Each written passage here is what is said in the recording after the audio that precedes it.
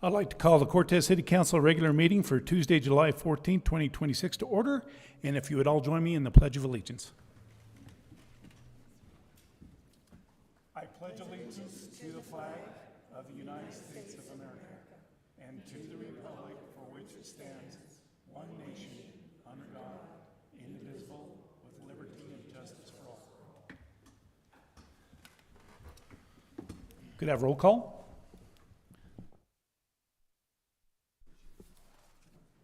Randall, Here.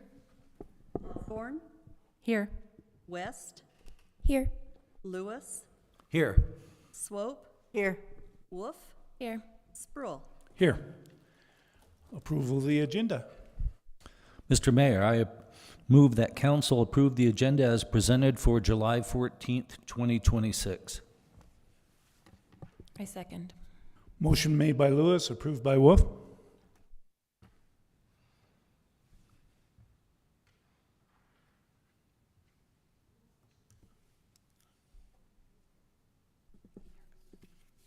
Lewis, Yes. Wolf, Yes. Randall, Yes. Swope, Yes. Osborne, Yes. West, Yes. Sproul. Yes.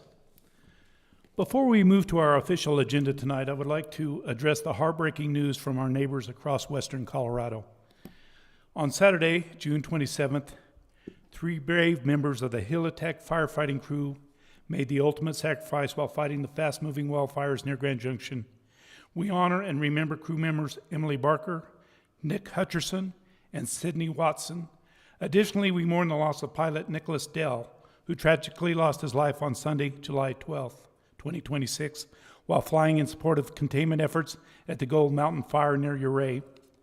As a community surrounded by rugged, fire-prone landscapes, Cortez deeply understands the immense debt we owe to the men and women who run toward the smoke to keep us safe.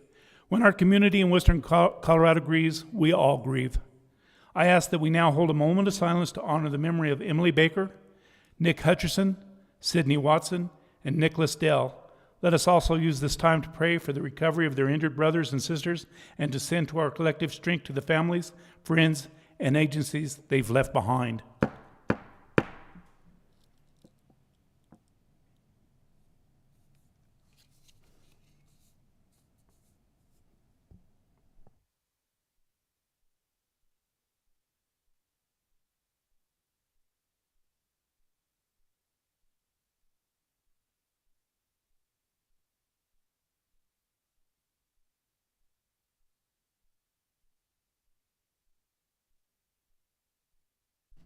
Thank you.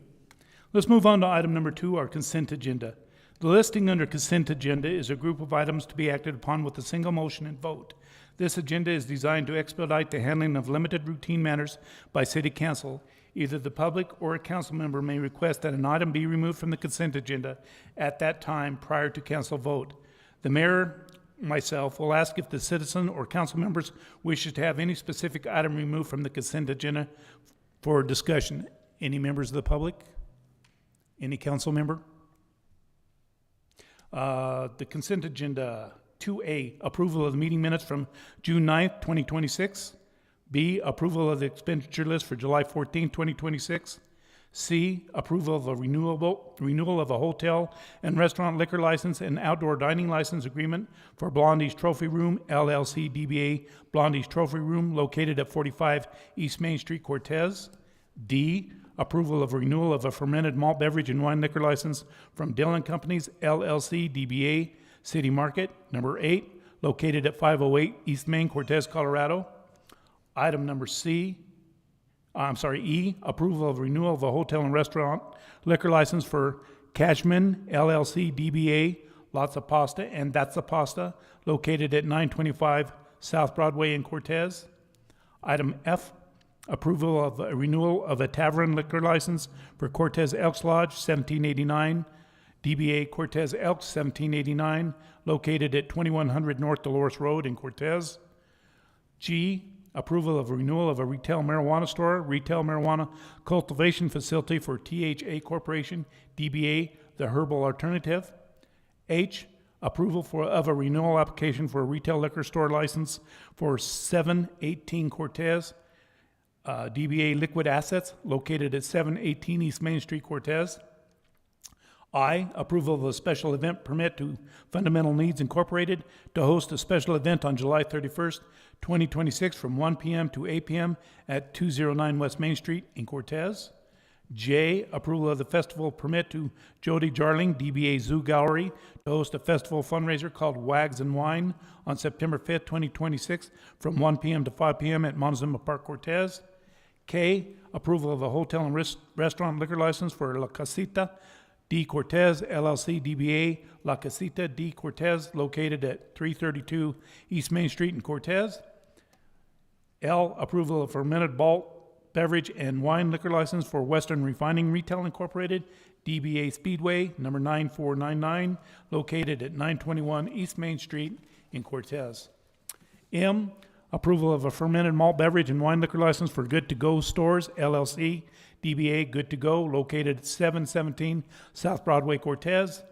N, approval of a fermented malt beverage and wine liquor license for Good to Go Stores, LLC, DBA Good to Go, located at 302 West Main Street, Cortez. I move that council approve the consent agenda. I second it. Motion by Randall, seconded by Swope. West, Yes. Swope, Yes. Osborne, Yes. Wolf, Yes. Randall, Yes. Lewis, Yes. Spruill. Yes. Item number 3, public participation. Individuals may not comment on items that are on this council agenda during the public participation time. There is no limit to the number of speakers, although public comments will be held to an overall time limit of 30 minutes. Speakers have a time limit of 3 minutes per person, may only speak once, and may not cede time to another commenter.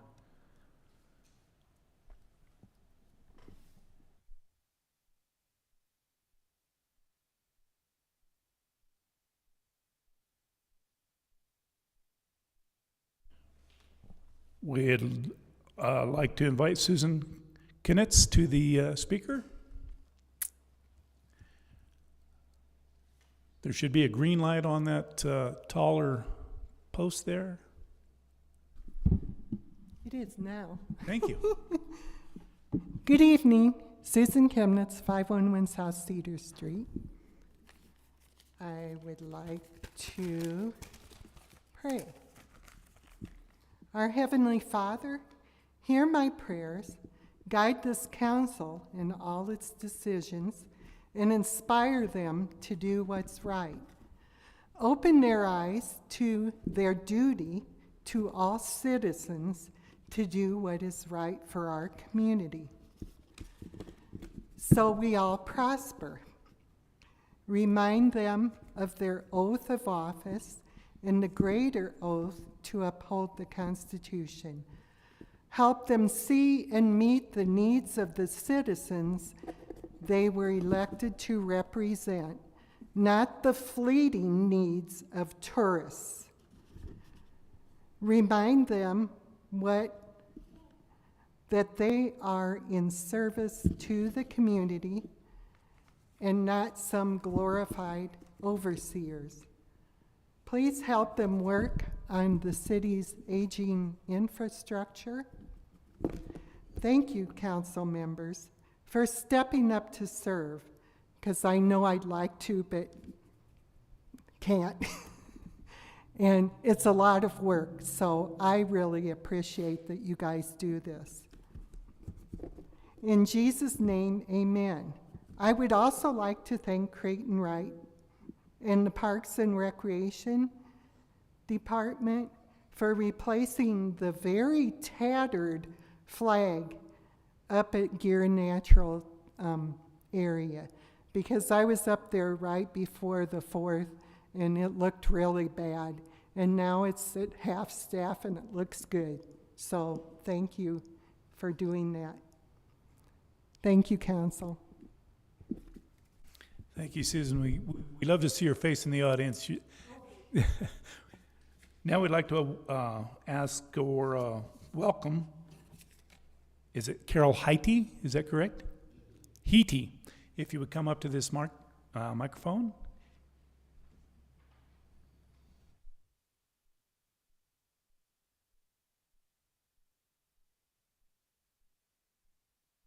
Pull it down to your face just a little more. There you go. Got it.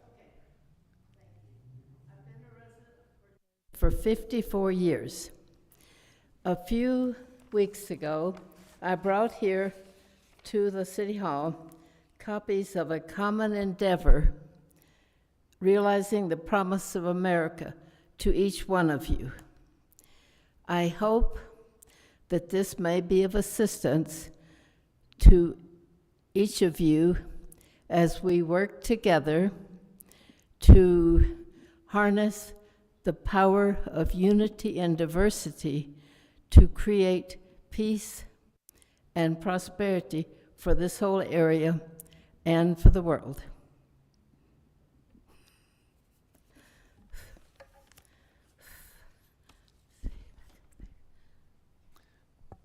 Thank you very much. It's nice to hear the public acknowledge City Council. We like to hear the good as well as, a lot better than we like to hear the bad. And I think the last two speakers did a very good job, and thank you very much.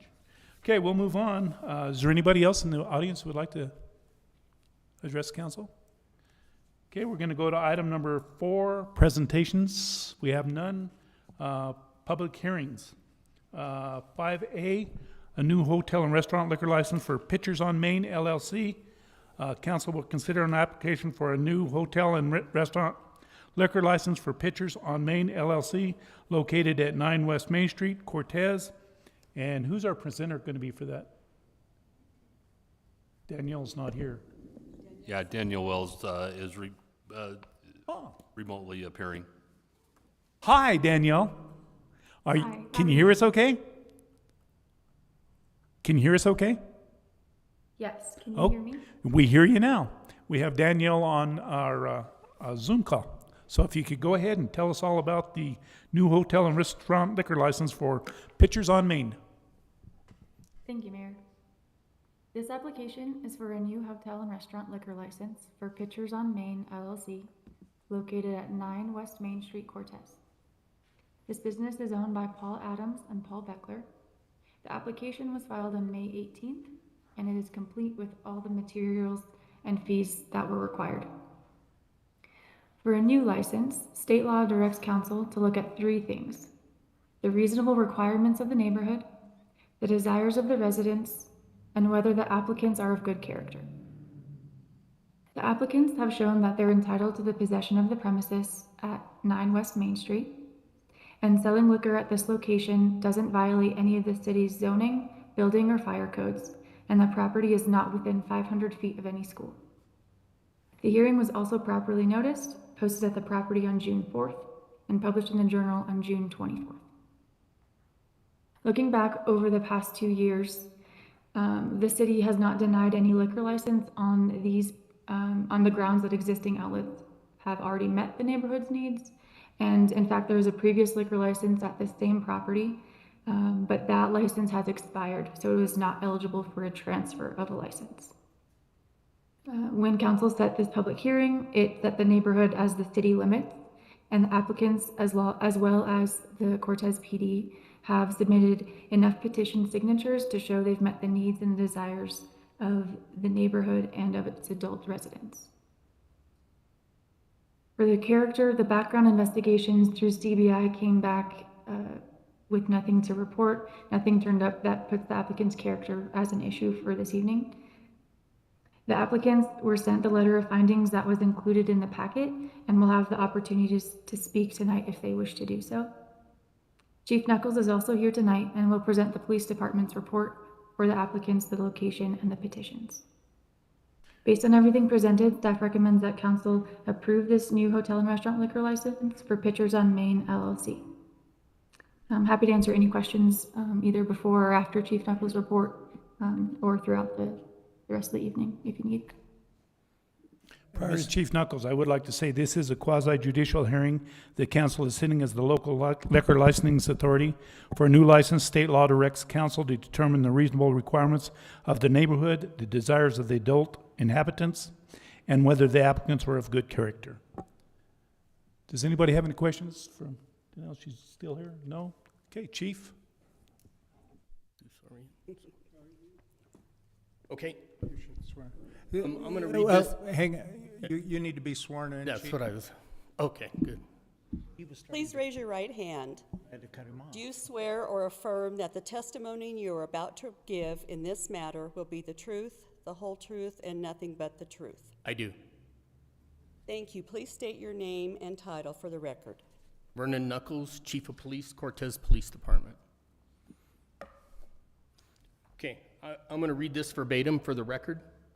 It's dated July 14th, 2026, to Cortez City Council. Subject, report concerning an investigation for a hotel and restaurant liquor license to be granted to Pictures on Main LLC, DBA Pictures on Main. The address is 9 West Main Street, Cortez, Colorado, 81321. I, Vernon Knuckles, has been duly appointed and directed by the Cortez City Council, Montezuma County, and the state of Colorado to investigate the above applicant and to state the official position of the Cortez Police Department. Do report the following. 1, a poll of the surrounding neighborhoods and businesses within the neighborhood was taken to obtain an opinion on granting this liquor license as applied for by the applicant. All persons contacted were advised of the time and place of the public hearing and were asked, do you have an opinion on this liquor license being granted? The following are the results of the poll. A, 23 in favor of. B, 0 against.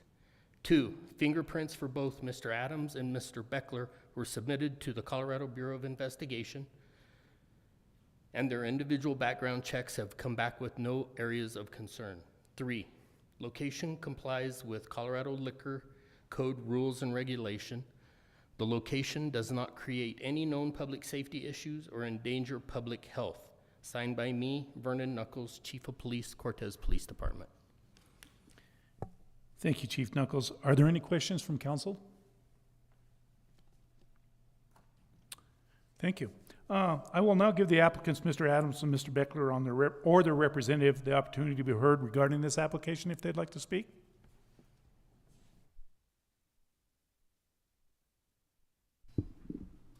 Good evening, council. Thank you for your service to our community and for hearing our application tonight. And thank you to staff for all the help and guidance along the way. Thank you, Danielle.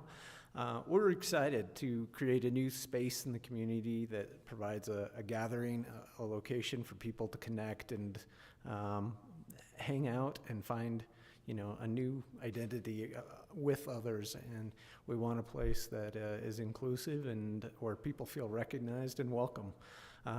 Both Paul Adams and I are real estate brokers in the area, and we feel like it's an opportunity for us to reinvest in the community and give back. And it's right next to our real estate office in the former Once Upon a Sandwich location, if you didn't know by the address. So, do you have anything to add? That was great. All right. Are there any questions from council for the two of us? Thank you. Thank you very much. It's nice to hear from you. Thank you. I will now open the floor for public comment. This is an opportunity for any interested person to speak on this application, including the needs of the neighborhood and the desires of the residents. When called, please come to the podium, state your name and address for the record, and limit your comments to 3 minutes. Is there anyone in the audience who would like to make a comment? Seeing no further speakers, I will now close the public comment portion of the hearing.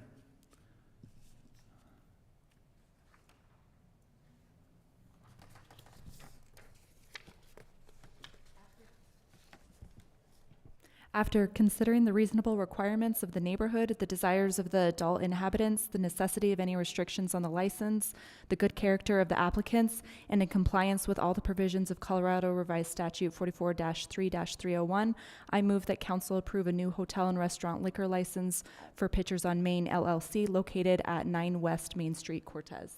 Second. Motion made by Olson. Sorry. Motion made by Osborne, seconded by Randall. Randall, Yes. Osborne, Yes. West, Yes.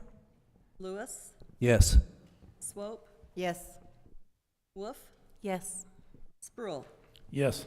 Congratulations, and we hope to have a real nice business here in Cortez.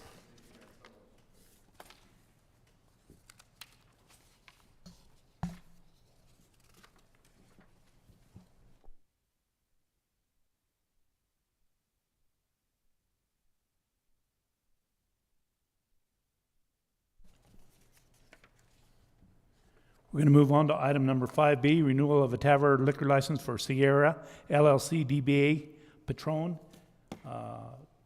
Council will hold a public hearing to consider a renewal of a tavern liquor license for Sierra LLC DBA Patron located at 309 North Broadway, Cortez. And presenter is Daniel Wells, our city clerk. Thank you, Mayor.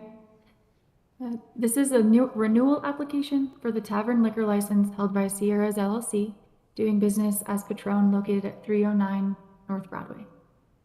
Because this is a renewal and not a new license, council is not evaluating the needs of the neighborhood or the resident support tonight. The only question before you is whether there's good cause to deny the renewal. State law limits good cause to three things: the licensee violating a licensed term or a liquor law, the licensee ignoring conditions from a past disciplinary case, or evidence of an ongoing pattern of fights, violence, or disorderly conduct that has hurt the neighborhood.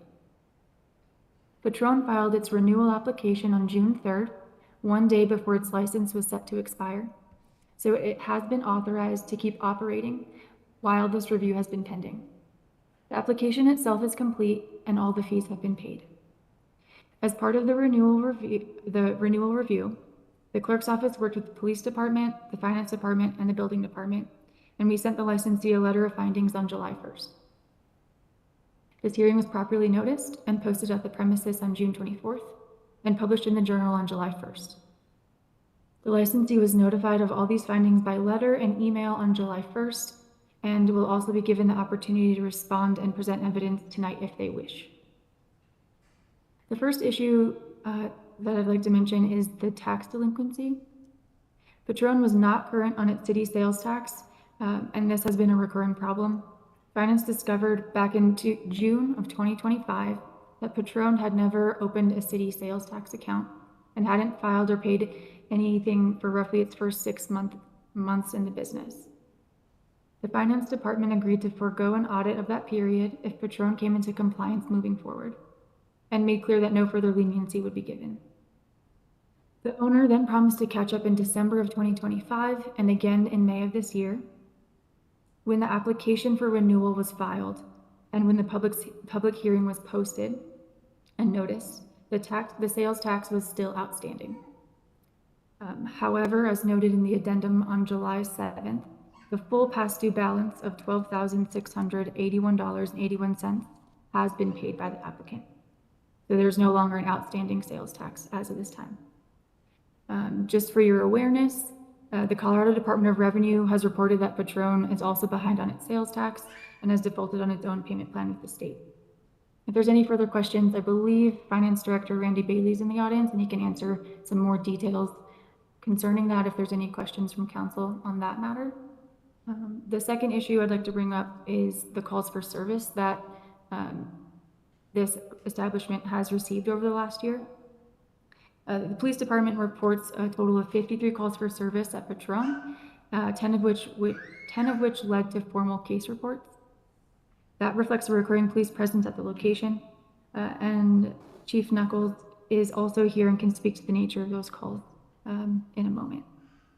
And I'm happy to answer any questions before we hear from him or later on throughout the public hearing if you wish. I would like to remind the council, this is a quasi-judicial hearing. The council is sitting as the local liquor licensing authority. Does anybody have any questions, Ms. Wells?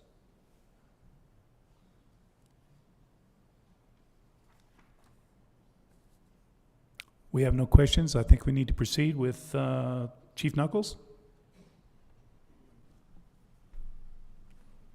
If you would be sworn in, Chief?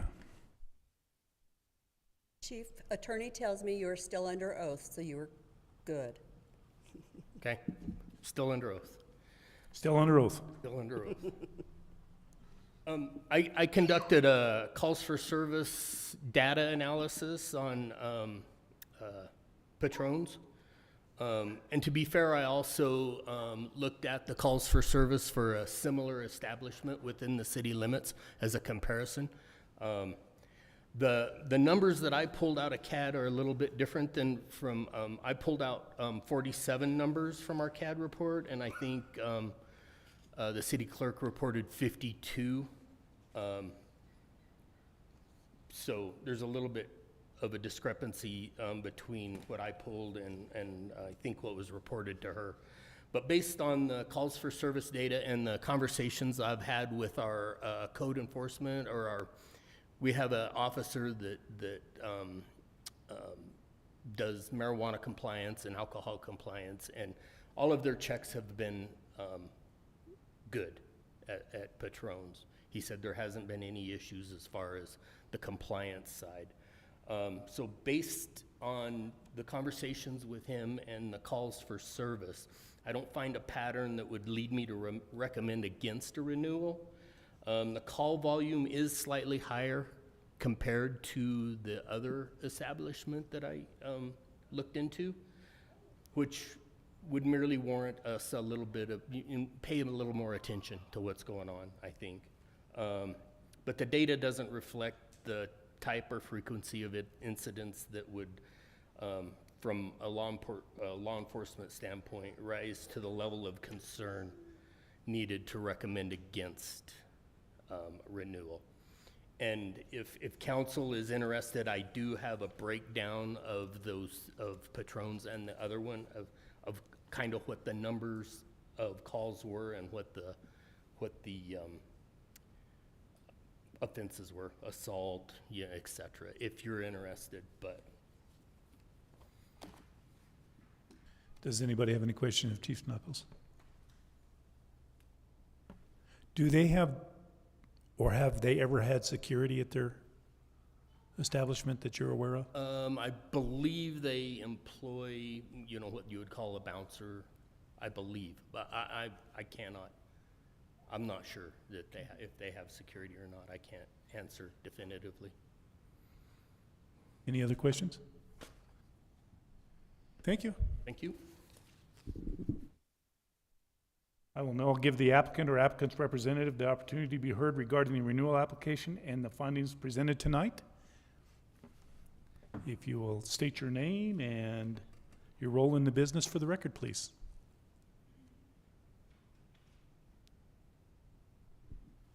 My name is Anna Adianis. I am, my husband and I own Patron. Thank you for giving me the chance to speak. I would just like to say, yes, we do realize we got behind on our taxes.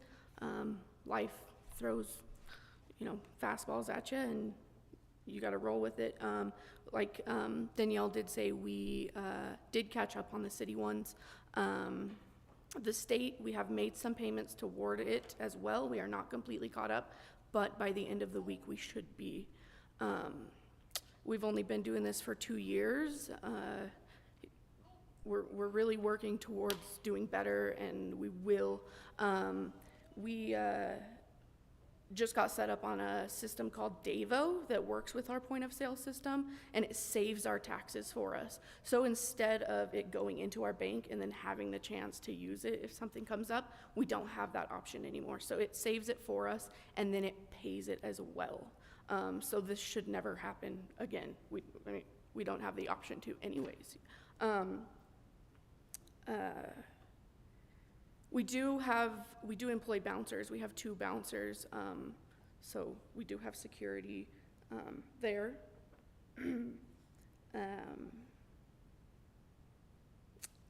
Like I said, we're really trying to do better, make a safe place, a fun place here in Cortez. We don't have a whole lot of late night things, and we get good compliments from customers that they have fun, that they feel good being there, all those things. this is how we provide for our family. That's it. This is what we do. So I appreciate your consideration to let us keep working towards where we want to be. Yes. Okay. That's it. Thank you very much. Do we have any questions from council? Could I get a clarification? You mentioned a system that you said you just got put in and it holds out your taxes, and then does it automatically make the payment of the Yes. taxes? Yeah. So you're not involved in having to issue a check at all? No. And how often does it do this? Monthly. Monthly? Yeah. And when So was that installed? I'm sorry. And when was that installed? This previous week. Question, so you were delinquent on your city taxes, and you were notified about that Yes. and worked with the finance office, but that was ignored. And I would like a reason why you chose to ignore that after being notified. Right. It wasn't necessarily that we ignored it. We just, things kept coming up and we just kept getting behind. Isn't that ignoring it? No. I'm having difficulty when you were notified numerous times that you needed to pay your taxes and nothing was done. Right. And now we're at a time to renew your license. So in my mind, I'm seeing this pattern that for lack of a better term, it was ignored. That's fair. Like I said, so the way that it works is all of our taxes would just go into our account. And then, like I said, we've had a rough couple of, year at least. And so we were using it for things that we shouldn't have been. That's admittedly. But like I said, we have that new system now. We've taken the steps to make sure it does not happen again. Okay, thank you. Any other council members have any questions? Okay, thank you. It sounds like you've attempted to straighten out the errors, so thank you. Yes. Okay, Thank you. Now we're going to open the floor for public comment. This is an opportunity for any interested person to speak on this renewal application. Please come to the podium, state your name and address for the record, and limit your comments to 3 minutes. Does anybody from the audience have any comments? Seeing none, I will close the public comment portion of this hearing.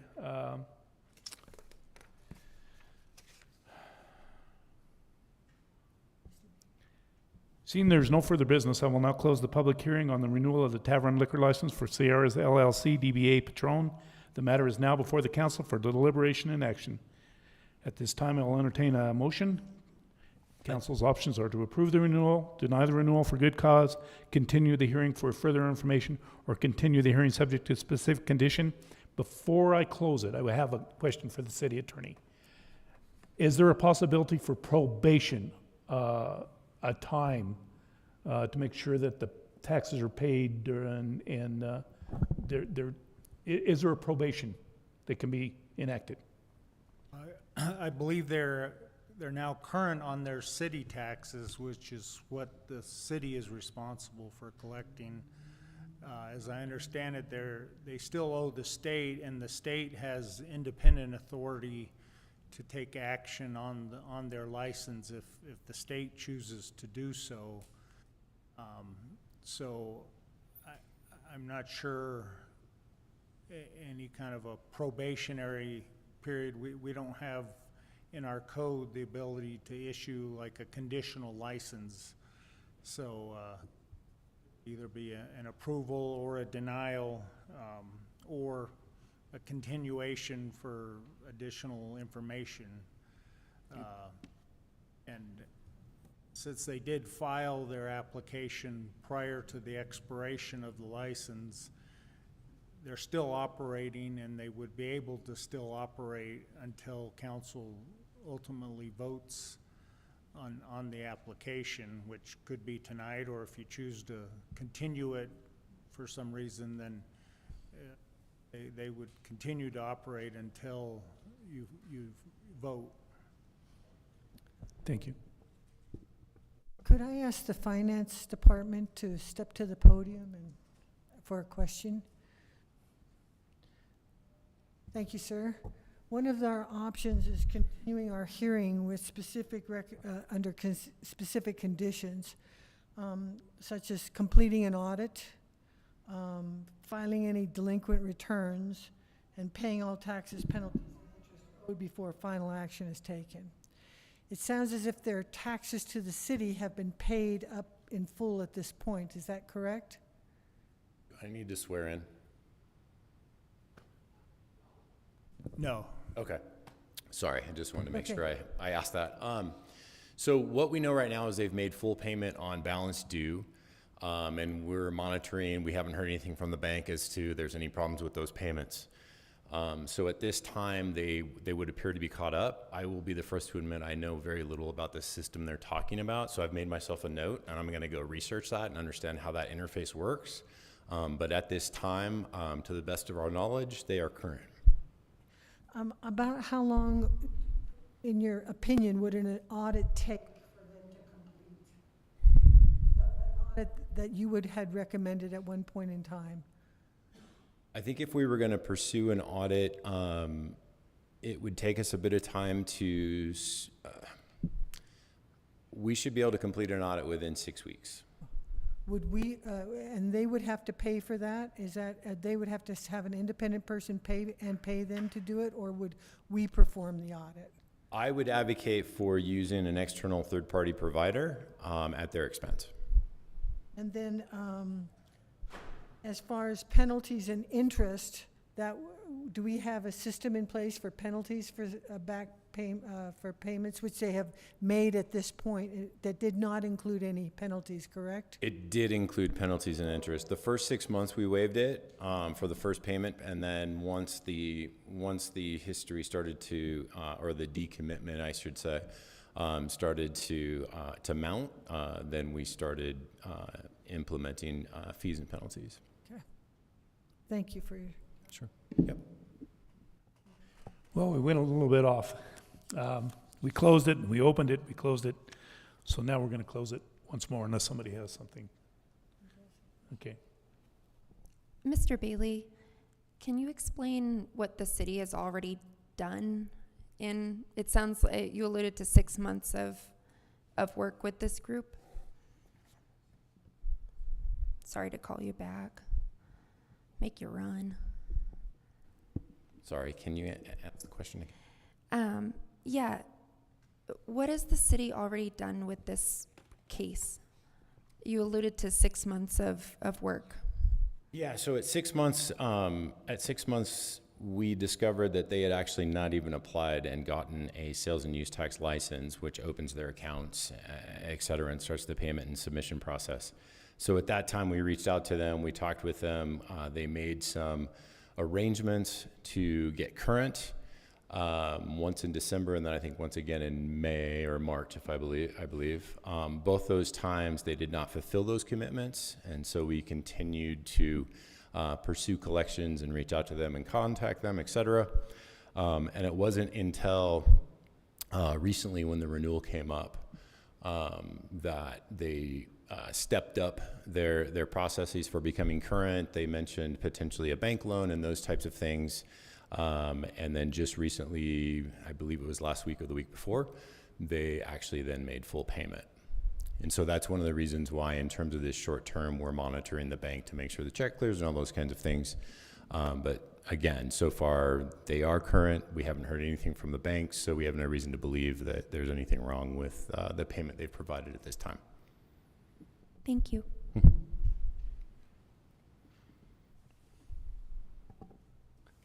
I've got to say that I have issues renewing this. And my reason is there's been a practice here of where they have been warned, they've avoided it, and now it's down to renewal, and they're making promises, and software is no better than the end user, and there's a pattern established here, and I don't think this business has good standing with the city, and just letting council members know that I'm opposed to renewing this.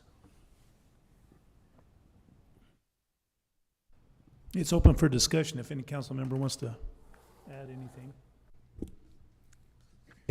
So for, at this point, since they did go ahead and pay, how long does that, just until we decide, right? So there's no, they can operate until we decide differently? So the recommendation of the audit and those things, is that something that within this, that we would be interested in doing, to see if they follow through on that? And if there's a lot of big gaps or in payments for things, that would be an indication that maybe this isn't very viable. What I'm hearing from testimony, acting in a quasi-judicial manner, taking what we see from the case notes, is it's fairly evident that this case has broken the law, and our duty is to uphold that law. So if you see, I see us having this discussion at some point, and personally I don't see a point in deferring it to a later date, whether through an audit or other means. The facts of the case are in front of us. It is up to us to decide whether we hold this account equally to the standard of the law or make exceptions. I have another question for the city attorney. If they miss their next tax payment, can we immediately hold a hearing and revoke their license? No, we don't have the ability to do it on a monthly basis, but if they fall into their arrears on their taxes, then we can actually shut the business down. It wouldn't be revoking the liquor license. It would be a separate action to seize their assets and close it down.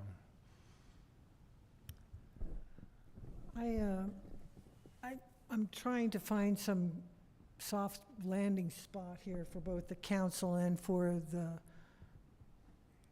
petitioners.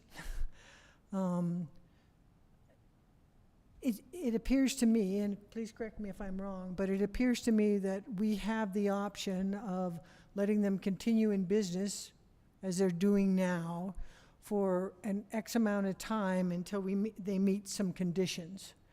One of the conditions that might be reasonable and would be a good faith effort to make sure that the past is totally cleared up would be under the recommendation number 4 for us, which would be to continue the hearing with the specific conditions consistent with finance's recommendations, such as completing an audit that they would be responsible for paying for.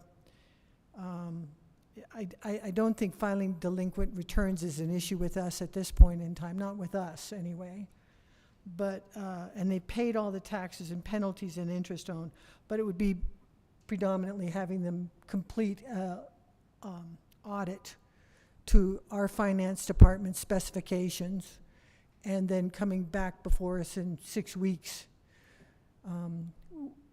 with that. I mean, that I believe might be a fair soft landing space while it's also punitive. They've hopefully that give them the opportunity to correct whatever has been happening in their world. That's just a thought. And, sorry, go ahead. I have a question. So they still owe state taxes, and that's where I'm having issue as well. Yes, they've made payment here because they're down to the wire, but they're still, in my view, they're still not in good standing. They still owe state taxes, and as I mentioned before, I see a pattern here, and to do an audit, I think we're just delaying the inevitable. Again, I stand by what I previously said. I'm opposed to renewing this. Are there any more? I just had one question of how long it had been established. It sounded like it was a fairly new business. I wasn't sure. Second year of operation? Second year, I believe. Yes, I think they got their liquor license in 2024, So this is their second renewal. Danielle, did the first renewal go fine? Was everything all right with all that? The first year was fine? Yeah, they were caught up with their taxes by then at that point. So we would have done the normal checks like every other consent agenda item, check with all the departments that are related to the liquor license, make sure they're good with everyone else, and would have put them forward on consent. So they would have been paid and current with their taxes at this time last year. Well, As far as state I'm sorry, go ahead, taxes Daniel. go, it's good information for you guys to know, but the state will make a decision once they get a decision from us. So they'll have their own review process at the state level, and the state can choose to deny or approve their liquor license. And if the state chooses to deny their liquor license, even if we have approved theirs, then we will not be able to issue the local liquor license. So after this process, it still goes up to the state level for their approval. There were some comments in here about getting information from the state about behavior that had happened there, but they hadn't followed through on that. What's the status on that? Is that relevant to this? I have not heard more from our local officer, and I haven't heard anything from the state enforcement division as well. They haven't notified me of any official violations or any official like stipulations that have occurred. I've not been officially told of anything of that nature.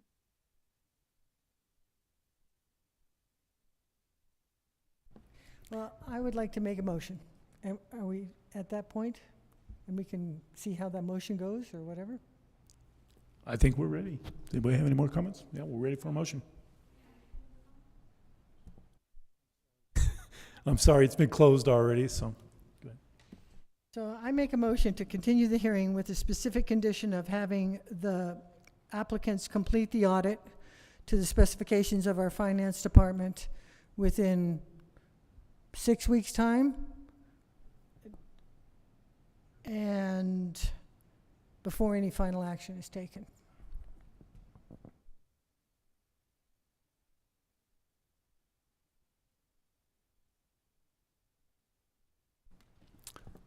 With no second, do we have any other motions? I move that council deny the application for renewal of the tavern liquor license for Sierras LLC, DBA Patron, located at 309 North Broadway, Cortez, Colorado, for good cause, based on the licensee's continued tax delinquency and unsatisfactory character, record, and reputation, and a continuing pattern of disorderly conduct at the premises as described in the police department's testimony. Second. Motion been made by Wes, seconded by Lewis. Osborne, Yes. Swope, Yes.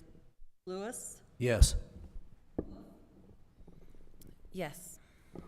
West, Yes. Randall, No. Sproul. No.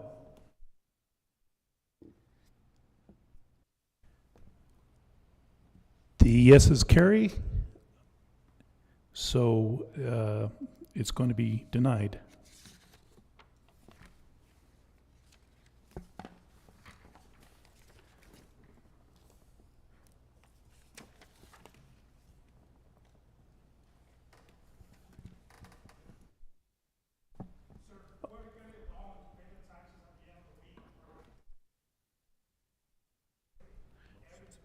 I'm sorry, sir, it's closed already. There's already been a vote. We're going to move on to C, ordinance number 1369, series 2026.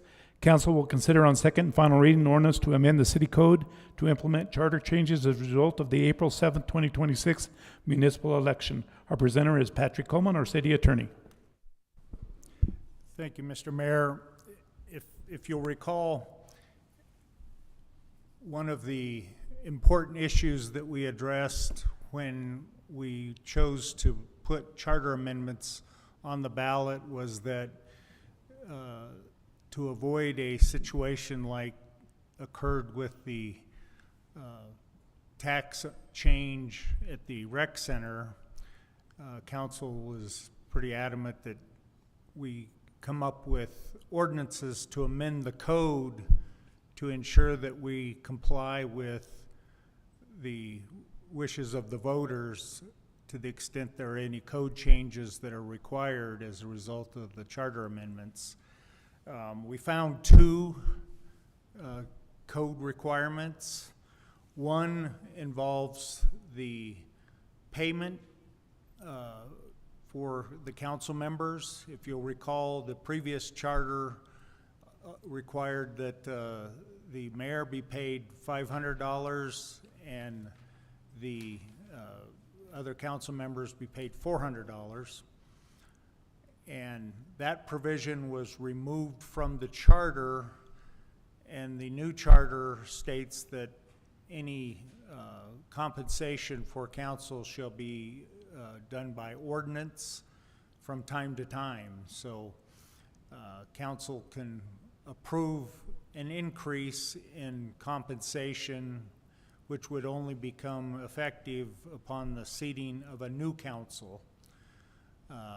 But with this initial council, because the provision stating what the compensation should be was removed by the voters, you have to adopt an ordinance that states what your compensation will be, and it can be the 500 amount, which would preserve the status quo, or it could be less. It can't be more. Staff is suggesting that it remain 400 and 500, and that the ordinance states that. The other change, and I got to look this up now.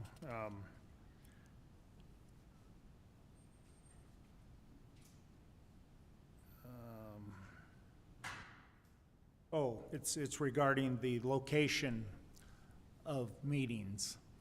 So the previous charter said that meetings shall be at City Hall. The voters approved a change that allows council to move the meetings of council to an alternate location in emergency situations. And there was a corresponding ordinance provision that also mandated that the meetings be here at City Hall. And so the proposed ordinance would make the city code consistent with the new charter, which would allow you the option of moving a meeting in an emergency situation. So those are the two changes that we're recommending that you make. And with that, if you have any questions, I'm happy to answer them. Any questions from council? We'll open it up to the public. Any public comment?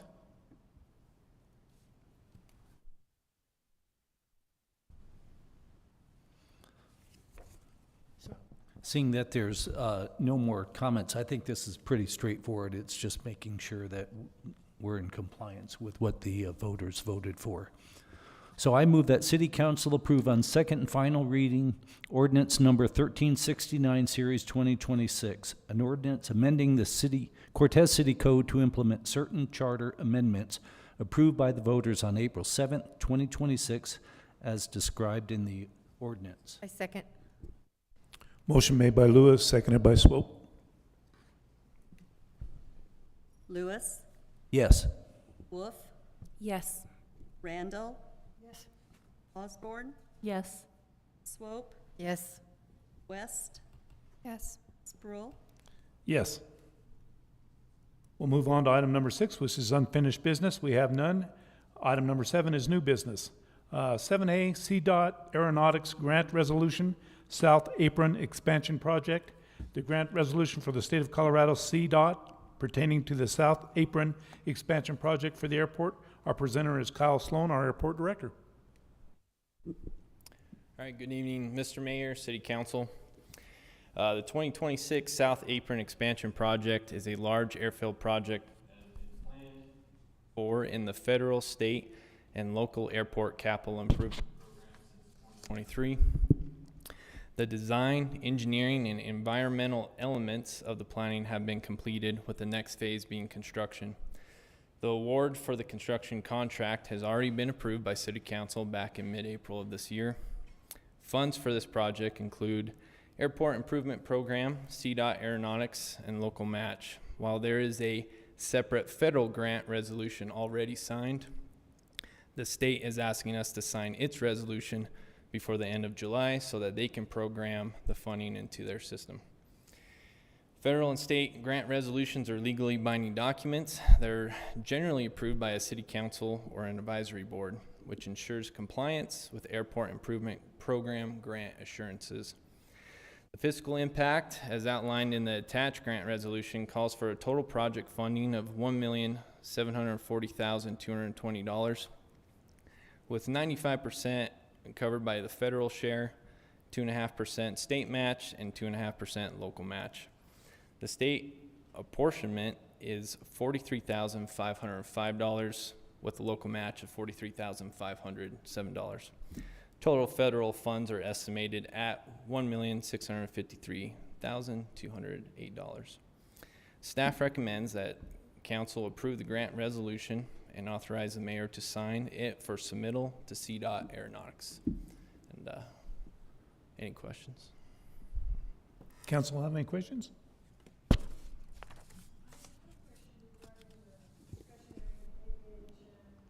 Grant resolution. So it's, the only thing is it's got the former airport manager's name on it, and that has nothing to do with us. That's on their end, so it's all good.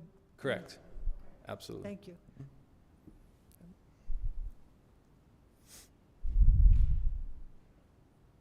So if there's, I'm going to go ahead and move that the council approve the CDOT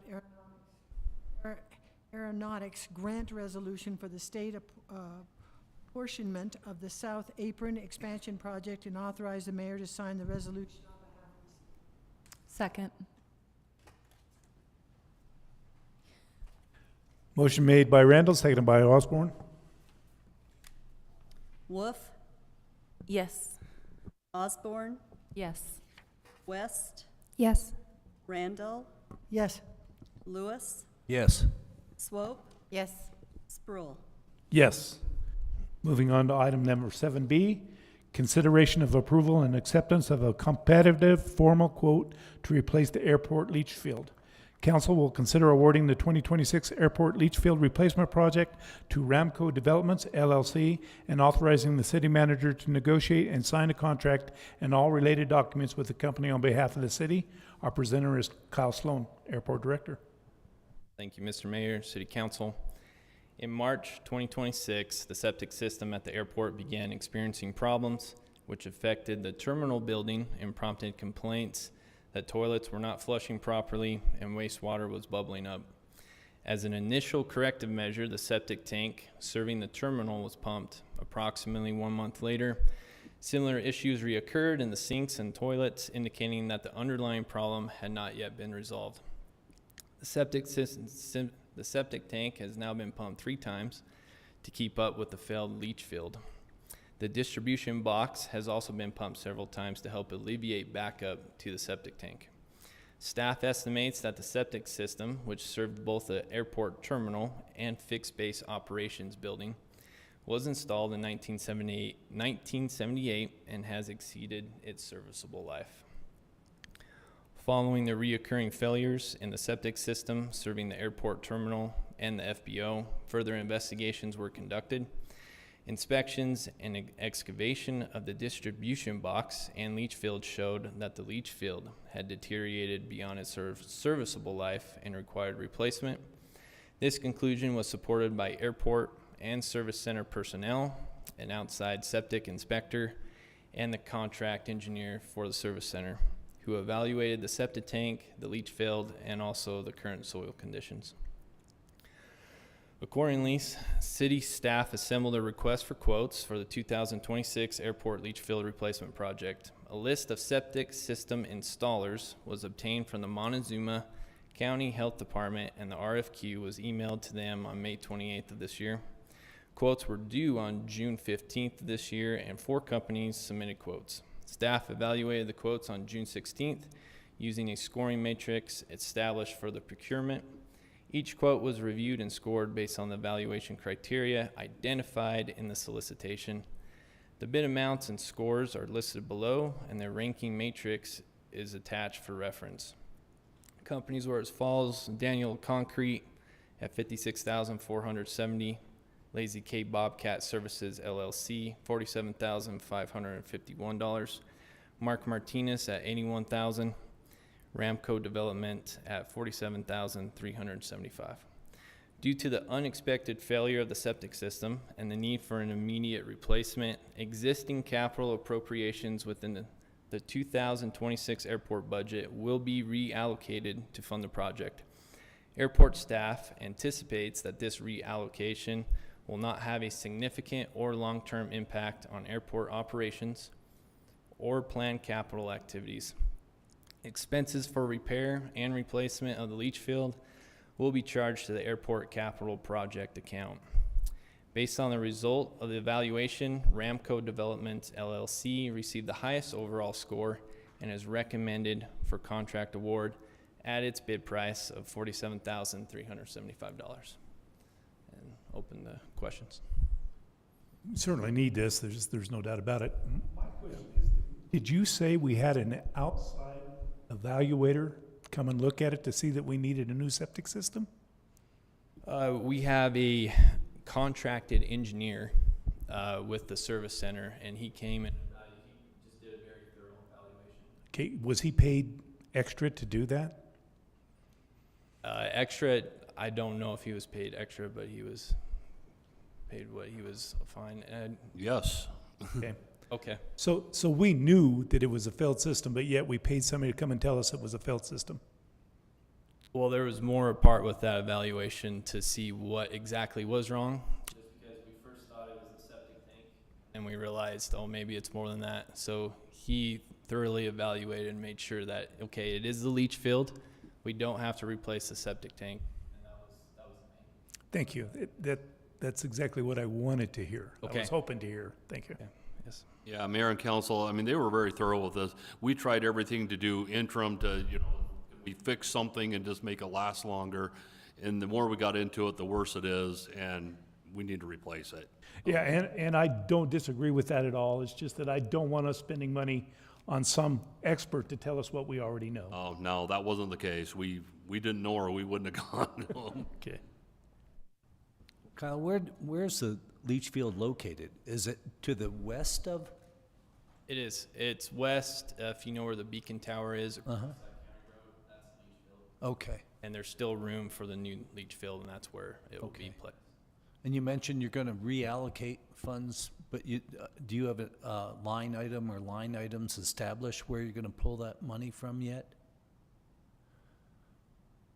Randy, I don't want to answer incorrectly. So in the 2026 budget, we had appropriated about $600,000 in capital. To answer your question specifically, the exact line items and trade-offs, we do not know. What we are doing is reconciling out through the airport rehabilitation projects and some of the overhang with the grants, as well as adjusting for prior match commitments on that rehabilitation project. And at this time, we're quite confident that we can squeeze it in. We will have to pinch some pennies and do some trade-offs, but again, it's more of what I would call a peanut butter cut across everything, as opposed to we're replacing this line with that line. Does that make sense? Yeah.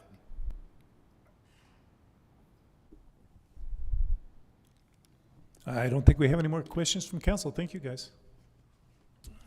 Mr. Mayor, I move that council accept and award the 2026 Airport Leach Field Replacement Project to Ramco Developments LLC at its bid price of $47,375 and authorize the city manager to negotiate and sign a contract and all related documents with the company on behalf of the city. Second.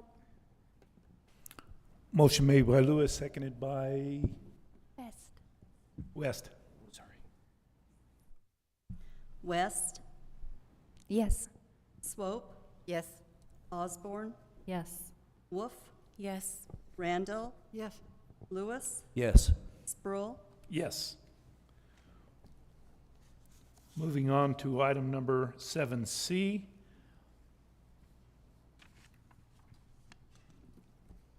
Ordinance number 1372, Series 2026, an ordinance on first reading amending the 2026 budget, which was adopted pursuant to 1351, Series 2025. Our presenter is Cal Sloan, Airport Director. All right. Thank you, Mr. Mayor, City Council. The purpose of this ordinance is to amend the 2026 budget to appropriate funds for the South General Aviation Project at the Cortez Municipal Airport.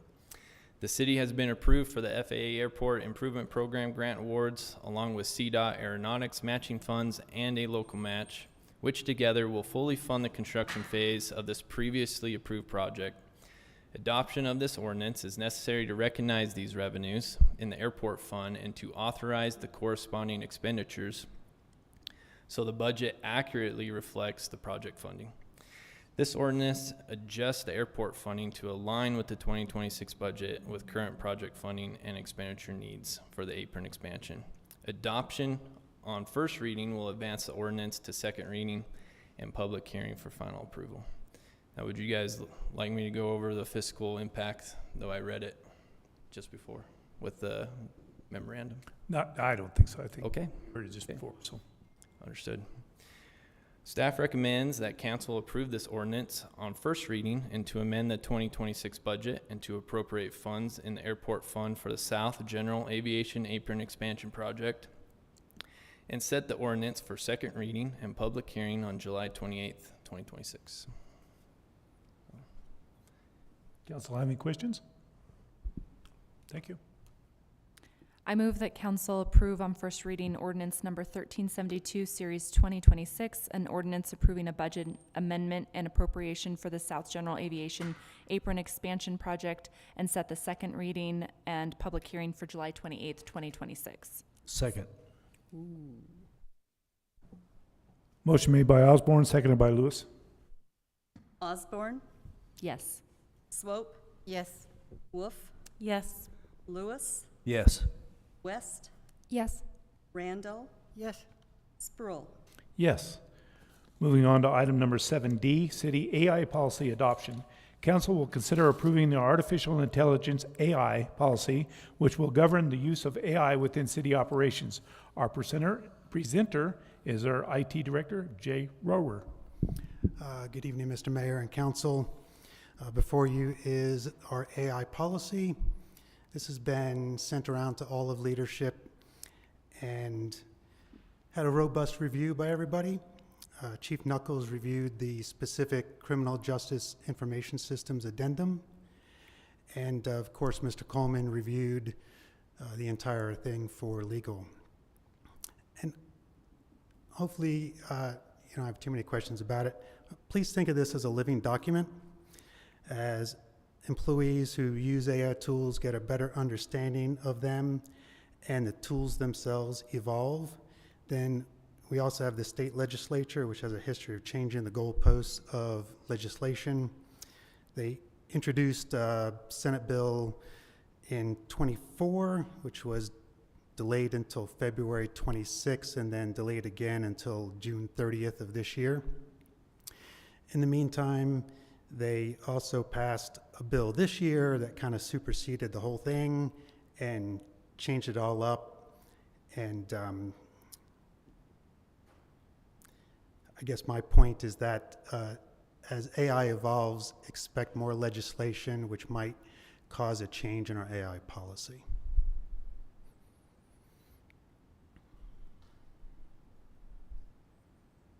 Anybody have any questions?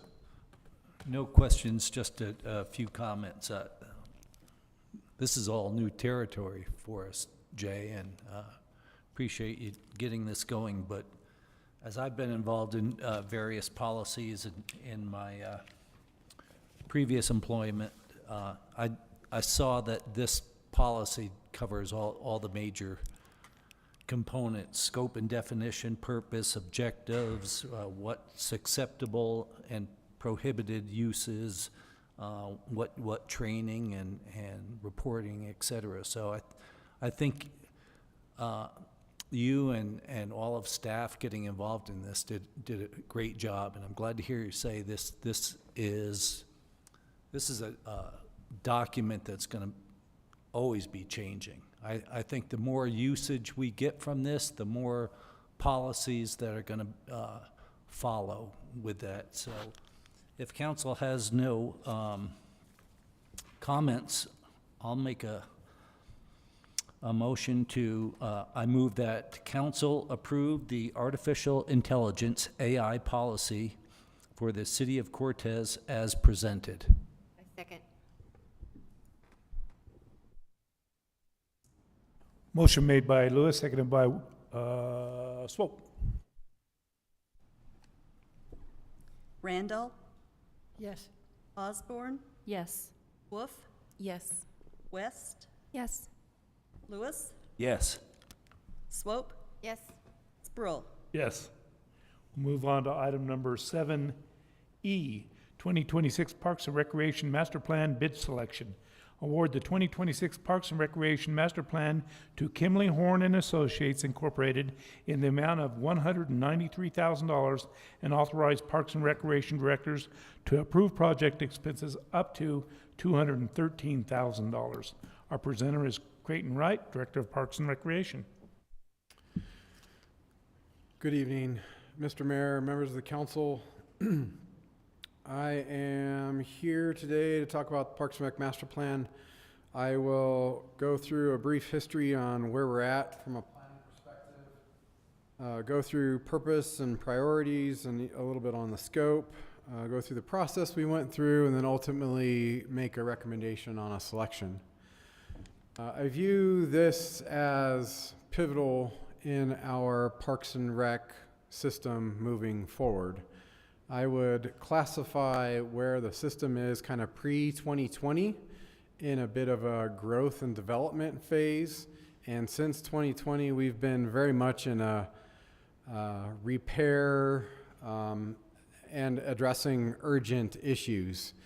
And that perspective, those perspective changes is a drastically different for us as it relates to how we manage the system.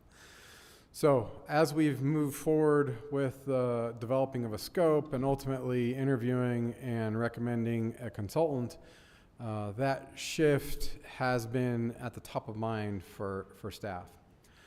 So to get into a brief history, the Parks and Rec Master Plan that we're under right now was originally created in 2007. It was updated in 2013 and 2016.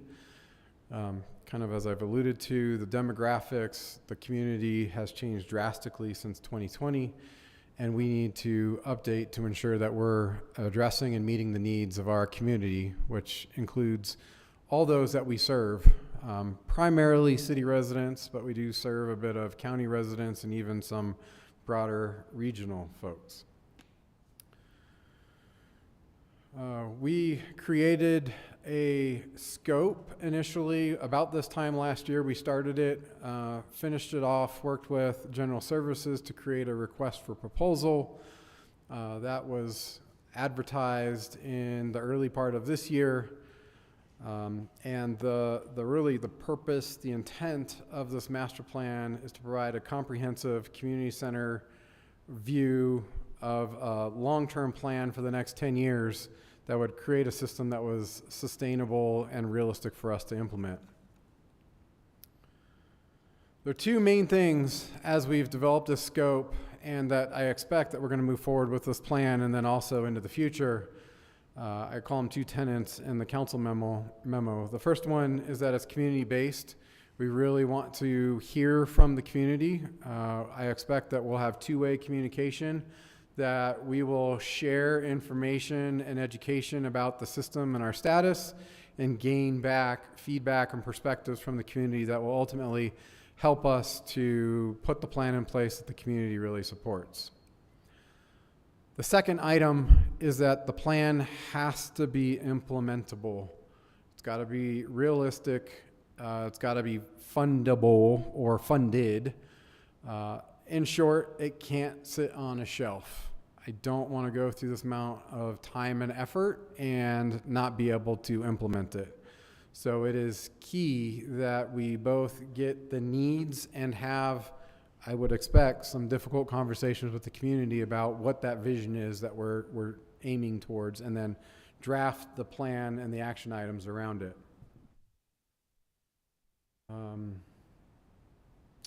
We are, again, as a matter of changing our focus and our approach, we are really focused in on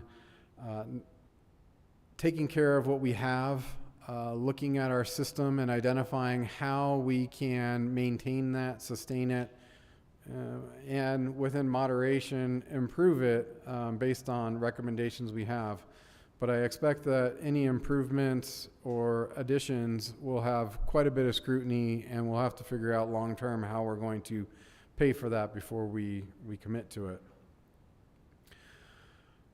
Just as in summary, as it relates to those two main topics, the intent here is that we have a plan that serves our entire community. It's important for us to really gain as wide engagement as we can from the community and ensure that we're incorporating those that comment and that feedback into the plan ultimately. Scope of the project has 6 bullets, although I would argue that there's 3 of them that are really, really important and that are really the thrust of the project. Actually, 4 of them, I should say. Project administration, that's just how we're going to manage the project moving forward, timeline, staying on budget, that kind of stuff. The second item is community engagement, key, important.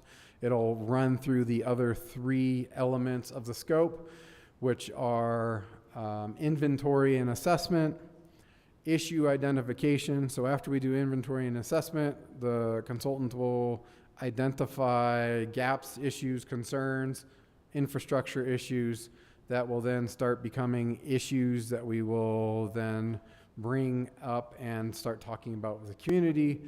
And then we will start developing strategies around how do we address those and what that long-term action plan and funding scheme is. And then the last bullet there is putting that all together in a package that we'll end up using on an annual basis for planning. So moving on to the process, as I mentioned, the RFP was issued in the early part of January. Requests for proposals were received March 25th. We had 8 proposals at that time. Their prices range, or the cost range, from $159,995,000 to $345,690. The complete bid packet that we received, all of the scores, all of the costs are included in an attachment to the memo. As it relates to moving on to the process, we created an internal committee that reviewed all of the proposals. That included members of the Parks and Rec Department, Public Works, the PIO, Public Information Officer, Planning, and 2 members from the Parks and Recreation and Forestry Advisory Board. Those members scored the proposals individually. After that scoring occurred, we had 2 clear standouts, of which Kimley Horn was one. The second clear standout was MIG, another consulting firm. From that short list, we interviewed those 2 firms through the review committee. The same participants that scored the proposals also sat on the interview committee. The consultants were asked to do a presentation and then were subjected to questions and answers from the review committee. In total, the proposals totaled 150 points. After reviewing all of the scores, including the proposal, the cost, and the interview, Kimley Horn came out with 140 points, and MIG came out with 137 points.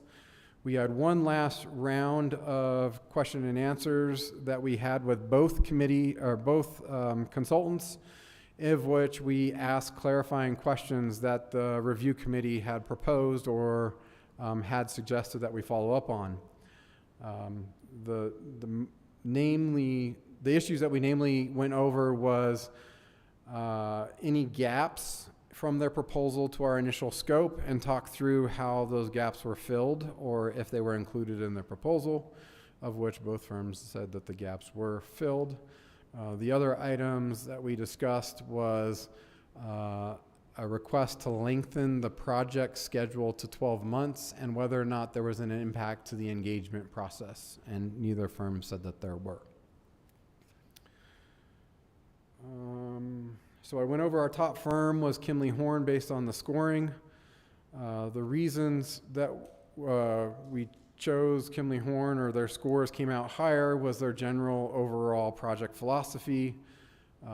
They really focused in on community center planning, equitable access, stewardship, sustainable and resilient park systems, and they were very action oriented.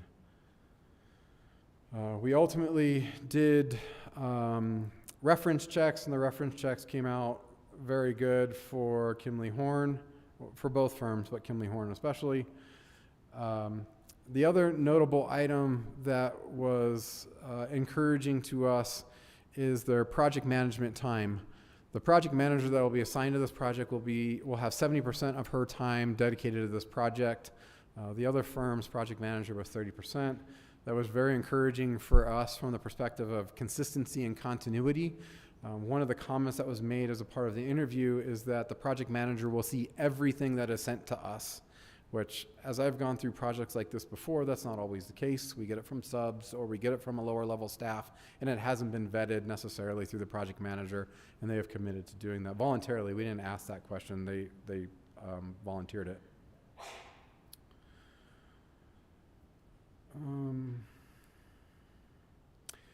And then so in the council memo, I did also give a brief overview of the shortlisted firm that we did not choose, MIG, and the reasons for it.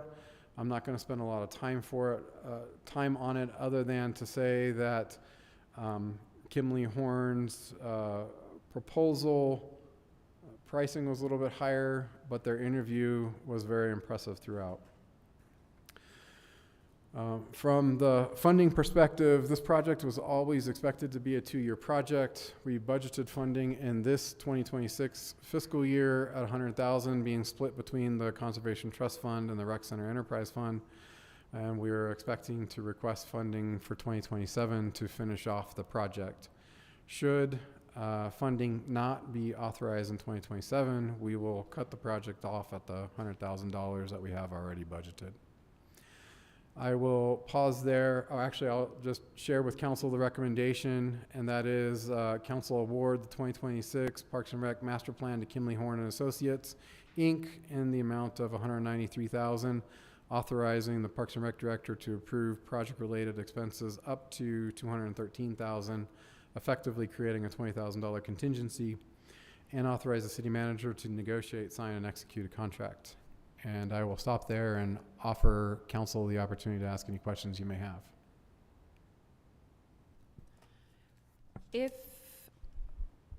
Hang on, let me think about how I'm gonna word this. So the 100,000's already been budgeted for 2026. Is the quote, if we sign a contract now and then 2027 doesn't get funded, like, is the price gonna change?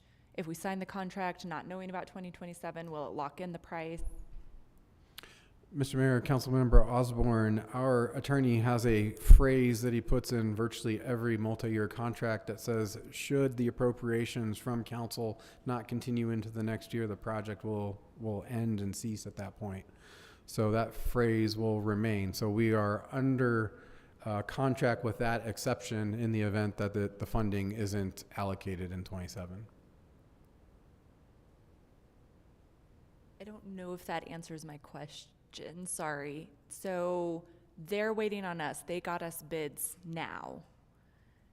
Is that bid good for 2027 if that money gets approved? Oh, yes, I'm sorry, Councilmember Osborne. Yes, it is. Okay. Sorry, I did not understand the question. No, I was like, I'm not wording it quite right. So thank you for that clarification.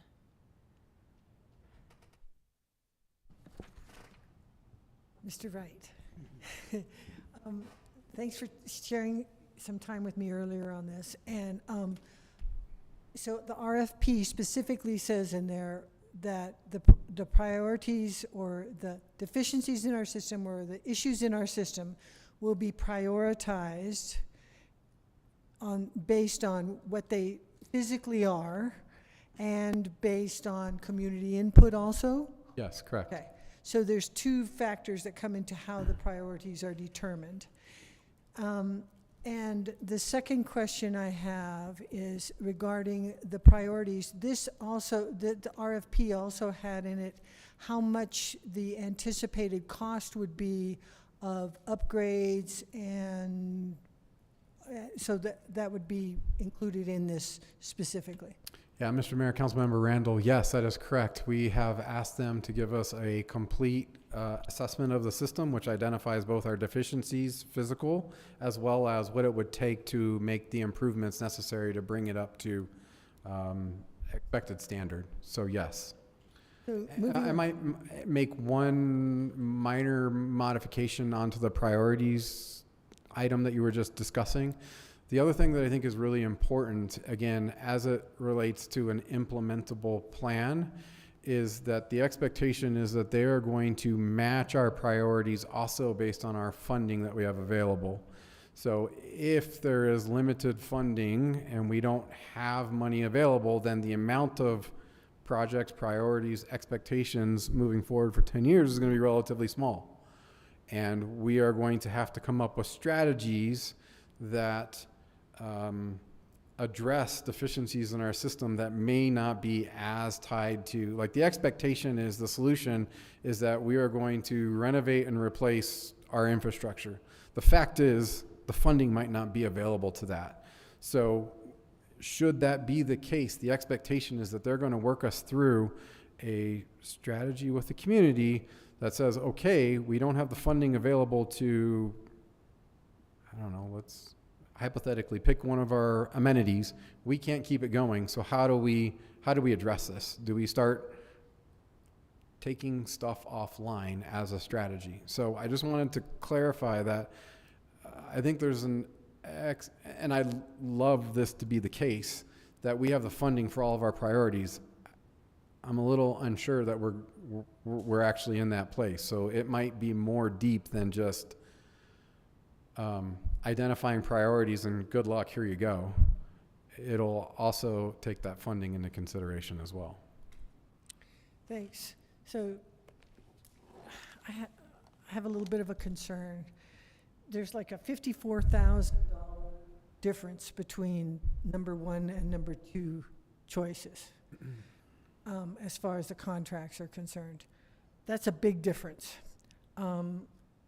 And when we look at the objective, so in theory this is objective and not subjective, but the objective scoring that happened on these two, there's only, I think the rank, there's what, 137 to 140 is the total score difference. And between those, I think a big change happened when the actual interview occurred. That was sort of, that's the biggest discrepancy. I think I get the feeling that you are much more relieved and happy with the situation, predominantly with the community outreach that was offered by Kimley Horn.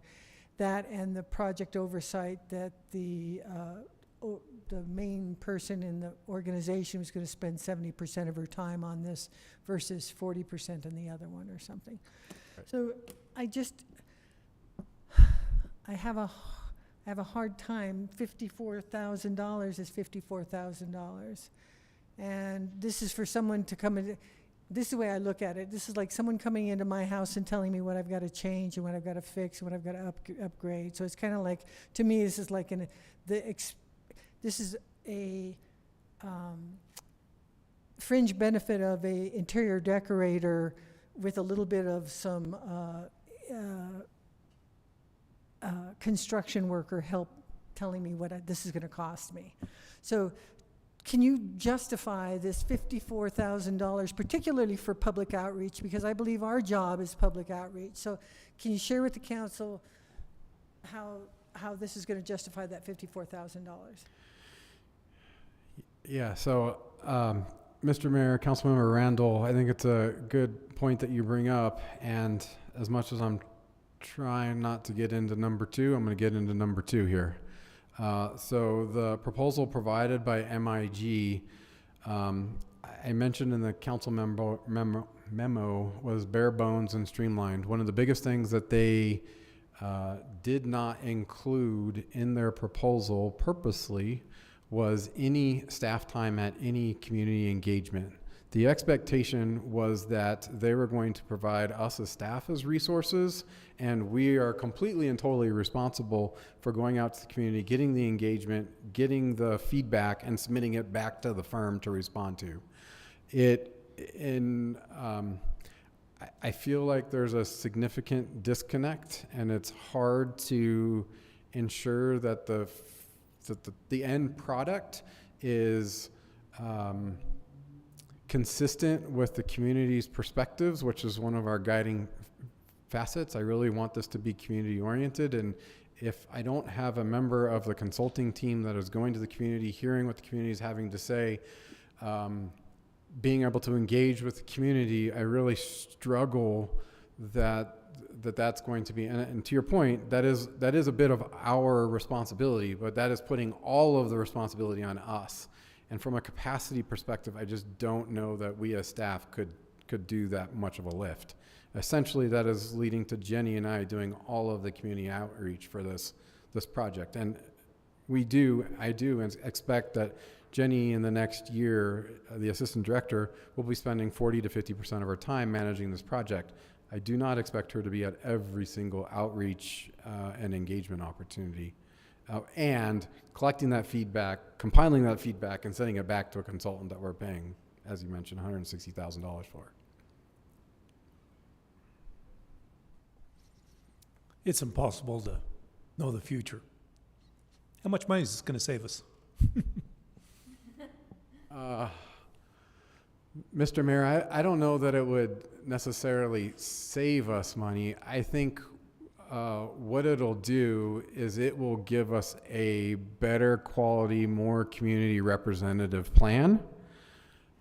It will do it without staff having to strictly manage what that outcome is. So this will be the third master plan I've done in my career.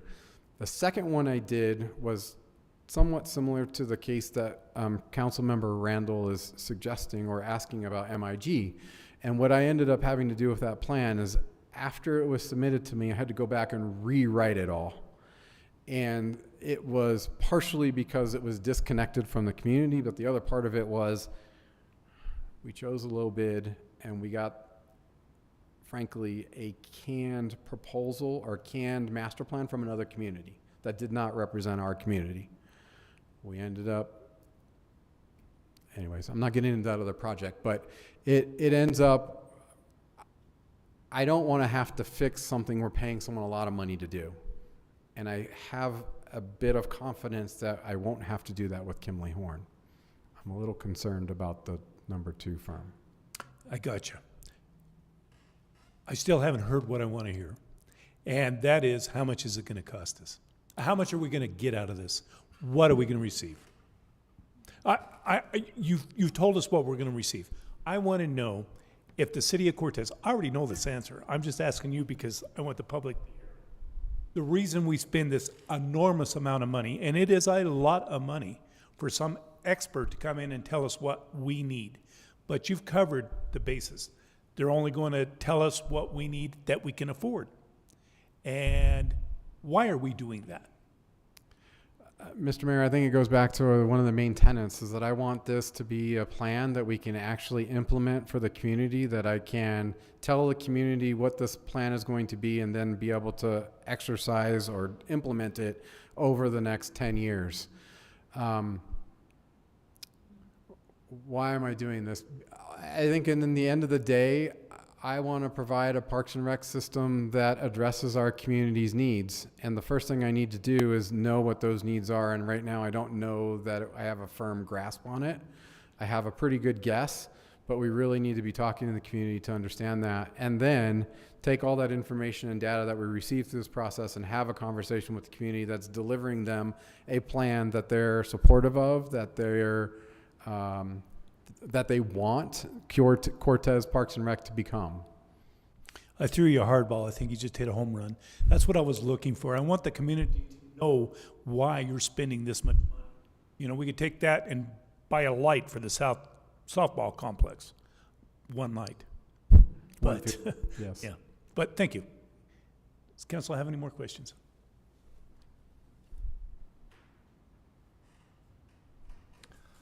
Mr. Mayor, I move that council award the 2026 Parks and Recreation Master Plan to Kimberly Horn and Associates Incorporated in the amount of $193,000.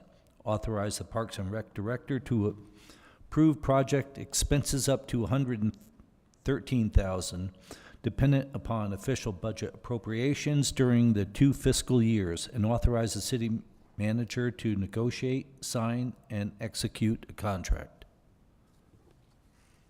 Second. Motion made by Lewis, seconded by Osborne. Wolf, or sorry, West. What was West? Sorry, West. Osborne, Yes. Lewis, Yes. Swope, Yes. West, Yes. Wolf, Yes. Randall, Yes. Sproul. Yes. We'll move on to item number 7F, 2026 Recreation Center Hardwood Floors Repair Project. Award the contract for the 2026 Recreation Center Hardwood Floors Repair Project to Sport Court of the Rockies LLC, DBA Court Builders of the Rockies, in the amount of $55,422. Our presenter is Creighton Wright, Director of Parks and Recreation. Topic number 2, I think this one's a little bit more straightforward, although there is a little bit of discussion to be had about the selection. So hardwood floors in the Cortez Rec Center are in dire need of being resurfaced. That resurfacing generally includes sanding the floor down to bare wood, sealing and repainting lines, and then refinishing that surface. In the gym especially, we have dead spots in the floor. It's a suspended spring-loaded floor underneath it, and there's areas where you bounce a basketball on it and it doesn't come back up because there's a dead spot under it. So it includes repairing those dead spots as well. Some of the surfaces, especially in certain areas, are becoming an issue that we have to address more urgently than others, for sure. As you might think about, the Cortez Rec Center, especially the gym, is used pretty much from the moment we open the doors every day to the moment we close. It is one of the most highly used areas of the rec center. So moving on to the actual process we went through to select a contractor, we created Parks and Rec with General Services. A request for quotes was advertised on May 13th. We received bids from 4 contractors, and their scores were evaluated on both bid and qualifications. The qualifications, part of that included compliance with specs, technical quality, schedule, vendor experience, references, and their local presence. The 4 quotes we received were from Colorado Hardwood Floors for $51,556, Just Wood Floors for $50,736.95, Rumsey Hardwood Flooring for $34,688.40, and Court Builders of the Rockies for $55,000. Court Builders of the Rockies received the highest overall scoring, and that is primarily because they provided a complete package. None of the 3 other bidders provided a complete package back to us. Their package showed that they are detailed, they have good workmanship, they provided great references that just raved about their work. We feel like, although this is the highest of the 4 proposals or quotes, We feel like based on their quality of their presentation, their references, and the use that these facilities get, that it's important that we get a high-quality project. The other three contractors each provided some issues with us selecting them. The lowest cost contractor, we struggled to verify them as a good standing business. Second lowest contractor did not provide anything other than a cost estimate. And the third one provided us the cost estimate and references and nothing else that we requested. So in short, Court Builders of the Rockies supplied a complete package. It was thorough, it was detailed. And if we throw the low bid out at Rumsey, the others are within 10% of each other. So moving on to funding, this project is coming in a bit over what we had expected, $18,000 over what we have in the budget. Again, we feel like getting a good quality project is worth the extra cost, and we have absorbed that cost within the rec center enterprise. And to address a question that was asked earlier of council about how do we make up that, I have proposed to Manager Sanders line items within the rec center that we will reduce the spending on to ensure that we can cover the $18,000 difference in the cost. Those line items include things that haven't been expended yet this year, and other items where we're just underspent in that line item. Some of them include signage for the facility, some training, etc. So it's been addressed and recommended to Manager Sanders to cover the cost. So with that, I will make the recommendation to council to accept the proposal from Sport Court of the Rockies LLC, DBA Court Builders of the Rockies, for $55,422 and authorize the city manager to negotiate, sign, and execute a contract. And with that, I'll pause and see if council has any questions for me. Creighton, I have a question. How long will the gymnasium, canyon room, and the racket courts be shut down for this process? So excuse me, and then was that time frame noted in the bid process as well? Mr. Mayor, Councilmember Lewis, we did identify the expectation that the contractor would do their work expediently so that the shutdown time was as limited as possible. We have a closure week planned here in the fall that we're hoping that we can bridge some of this in so it won't cause as much impact to the community. We won't have a formal schedule until we actually select a contractor. So I can't say for sure, but the expectation is that they would rotate through the three areas and not all of them would be closed at the same time. Okay, thank you. Is there any kind of warranty on the work? I don't know if that's a normal thing or not, but did they include that anywhere in their bids? Yeah, Mr. Mayor, Councilmember Osborne, there is a warranty. Our standard is 1 year workmanship and materials. If it's different, Casey is not here, so I can't ask Casey. I would expect that there would be at least the 1 year. I would have to verify and get back to you if it's different than that.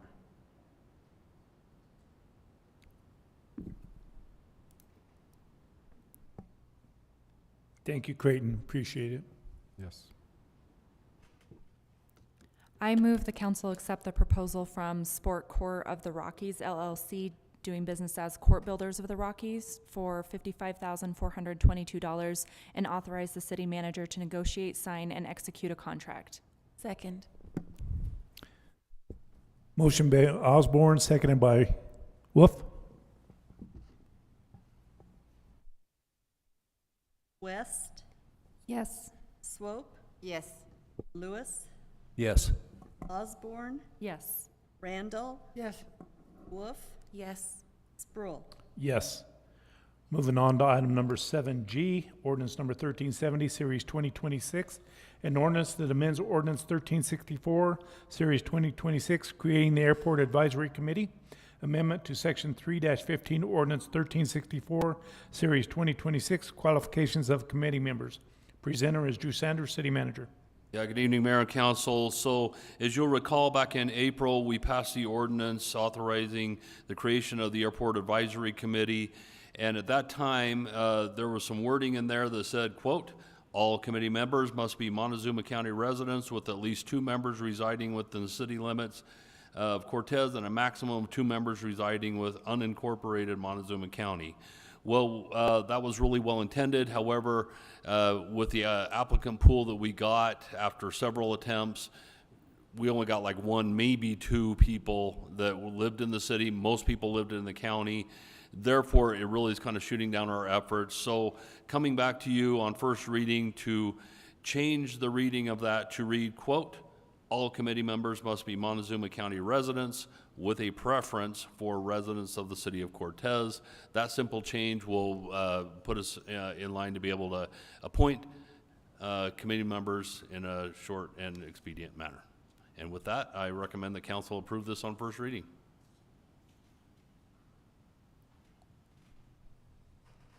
I move that the Cortez City Council approve on first reading ordinance number 1370, Series 2026, and ordinance amending ordinance 1364, Series 2026, to change section 3-15, qualifications of committee members, and set for public hearing and second reading on July 28th, 2026. Second. Motion by West, seconded by Wolf. Wolf, Yep, yes. Randall, Yes. Lewis, Yes. Swope, Yes. Osborne, Yes. West, Yes. Sproul, Yes. Moving on to item number 7.8, City Council Priorities. City of Cortez Council Priorities 2026 through 2028. Presenter Drew Sanders, City Manager. Yep, Mayor and Council, continuing on with council priorities at our council retreat on May 28th.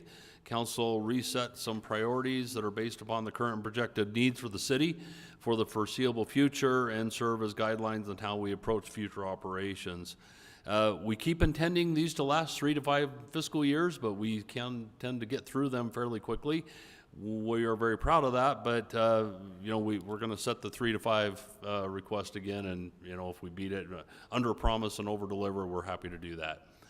I sent these out to council some weeks ago. They are attached here. I would have to ask Mayor, do you want me to read them out? It's your pleasure is what you want me to do. They will be posted to the website upon passage by council, or if there's additions, deletions, or corrections that the council wants me to make.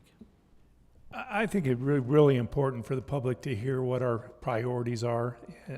I hate to waste the time, but I think it's important. So if you could quickly do those. Absolutely. This is City of Cortez City Council Priorities 2026 through 2028.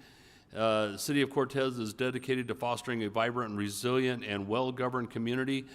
As we pursue strategic goals and priorities outlined for the 2026-28 cycle, the City Council and municipal staff maintain steadfastly committed to the highest standards of civic transparency and operational accountability.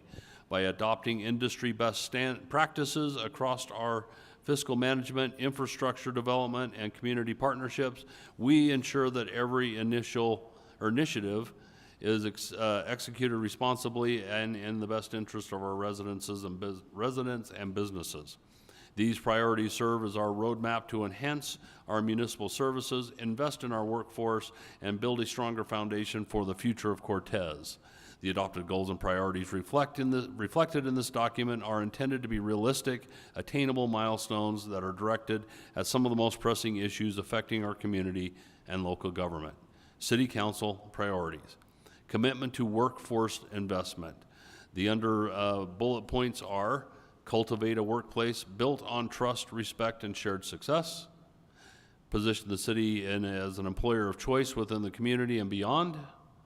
Offer competitive wages, benefits, and other incentives that reinforce a long-term commitment to talent retention and attraction. Seek to become a local leader in community-wide workforce development. Next, infrastructure and facilities improvements. First bullet point, address deferred maintenance in city-owned parks, facilities, and infrastructure, strengthen asset management through ongoing use of OpenGov software, develop and implement a long-term working plan that creates measurable outcomes in support of water supply, treatment, and distribution goals, establish an effective strategic rate of structure in support of water treatment and distribution goals. Next, urban renewal and economic development. First bullet point, incentivize redevelopment. Second, tourism and business development. Next, airport. Pursue annexation of the airport and its adjoining business corridor. Next, seek to achieve a self-sustaining enterprise fund. Next, seek to improve economic viability of fixed-base operations and hangar development. Next is finance. The only bullet point is update financial policies for minimum fund balances, investment, and revenue management. Next, housing initiatives. First bullet point, 7th Street Park Housing Project. Then there's a sub-bullet point of foster a thriving partnership for both park and housing development on 7th Street. Next bullet point, encourage housing development through favorable policies and land use code. Last is updating our guiding documents, modernize the city charter and code of ordinances, revise key non-infrastructure master plans, and that concludes the priorities. Thank you. I hated for you to go through that, but I think it's so important that the community know what our priorities are. And so thank you for going through that. Completely agree, Mayor. And yes, as I said, they will be posted on our website because we do want people to know and understand what the priorities are. Thank you. Does council have anything they want to add?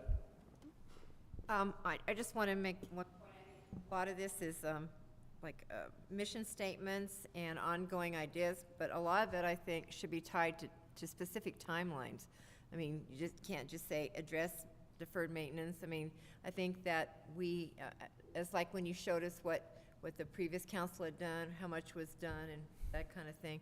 I think timelines should be attached. It can't to all of these things, but a great number of these can be attached to actual timelines, and I think that was an important thing to move forward on. Okay. Yeah, and I think next year we're going to reevaluate and see what we've done, and I hope that we have met all of our priorities. And we're going to depend a lot on our city attorney to help us accomplish this, because there's a lot of stuff that he has to get involved in. So yeah, I'm looking forward to working with the city council, as the rest of the city council is, in making all these priorities come to fruition. All right, I move to approve the city council priorities as presented. Second. Motion made by Wolf, seconded by West. Osborne, Yes. Wolf, Yes. Lewis, Yes. West, Yes. Swope, Yes. Randall, Yes. Sproul, Yes. Moving on to 7I, intention to participate in the 2026 general election. Formal notice to the Montezuma County Clerk with the intention to participate in the 2026 general election. Presenter is Drew Sanders, City Manager. Yes, Mayor and Council. So we had discussed in the workshop about lodger's tax. We've talked about it in other public meetings. And I don't think it's any secret at this point that the council intends to seek an increase to our lodger's tax via a Tabor election. So to do that, the next phase of that is that we have to submit to the county by July 24th a letter of intent, letting them know that we intend to participate in this election, and you know, it is just an official letter of notice. It's just one of the steps we have to take. However, before the mayor can sign, the council has to authorize him to do so, and I am submitting this to you requesting that you do in fact authorize our mayor to sign this. Questions, concerns? I move to authorize the mayor to sign a letter of intent to the Montezuma County Clerk for the city of Cortez to participate in the 2026 general election. Second. Motion by West, seconded by Osborne.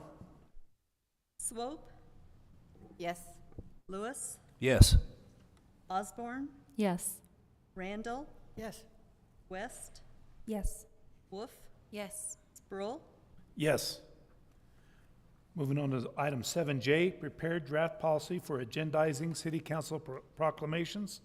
A draft of proposed city policy for agendizing future city council proclamations. Presenter is Drew Sanders, our city manager. In case you weren't tired of me already, I have one last item for you. You just mentioned the title of agendizing city council proclamations. I think we're at our time in history where it's time for us to develop a formal policy on how this will work. Council, as you know, that on occasion you'll be presented with a proclamation to recognize individuals, groups, organizations, milestones, or events of great importance that directly impact or enrich our local community.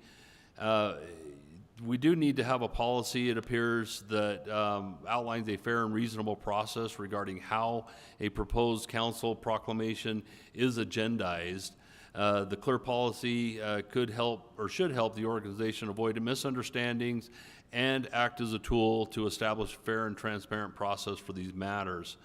This agenda item is a draft document that was presented to council for its review and comments in weeks past.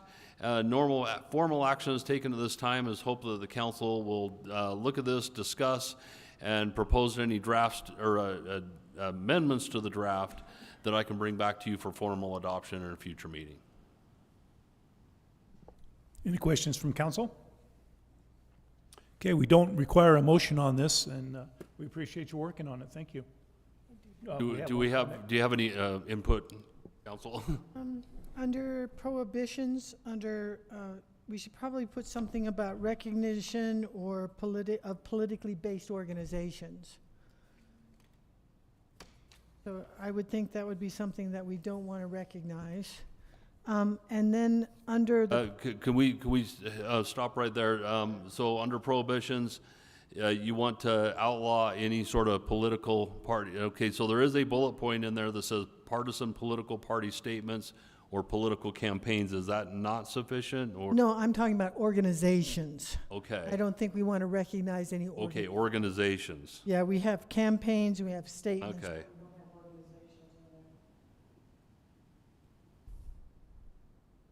Okay, thank you. Next. Under council sponsorship, submitting requests, and under there, I think the question is if I were a lay public member, what would the process be for me to obtain council sponsorship? I mean, it's not really clearly evident, written out in this, how that would happen. I mean, I don't have an answer to that, but it's just not clearly written in here how, if I was a member of the Apple organization, or let me see, the Peach organization, and I wanted to have it recognized, how would I get that to a council member? Would I bring it to the city clerk, and the city clerk could put it out for council members who might be interested in sponsoring it?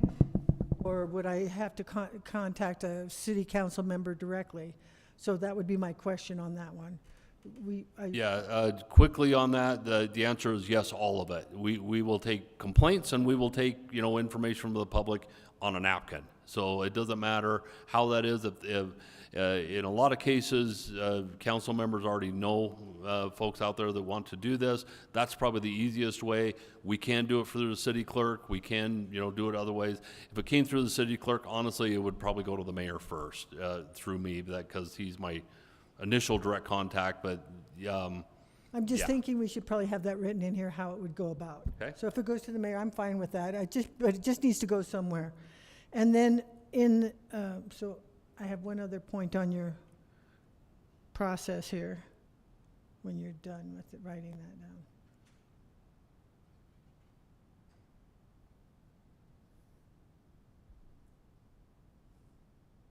Okay, go ahead. So under presentation and distribution to the city council, it goes down to say the mayor reads it, the council votes on it, and if passed, a physical copy is presented to the recipient. It should probably just say in there that a signed copy, already signed by the mayor, is passed to the recipient after signature by the mayor. Because we have that later, it's just the apple before, or the cart before the horse. Okay, so you're in number 4, presentations and distribution. Yeah, that just means that the copy that is given to them is given to them after the mayor signs it. Because it's got it being given to them before the mayor signs it. So those are just my nitpicking.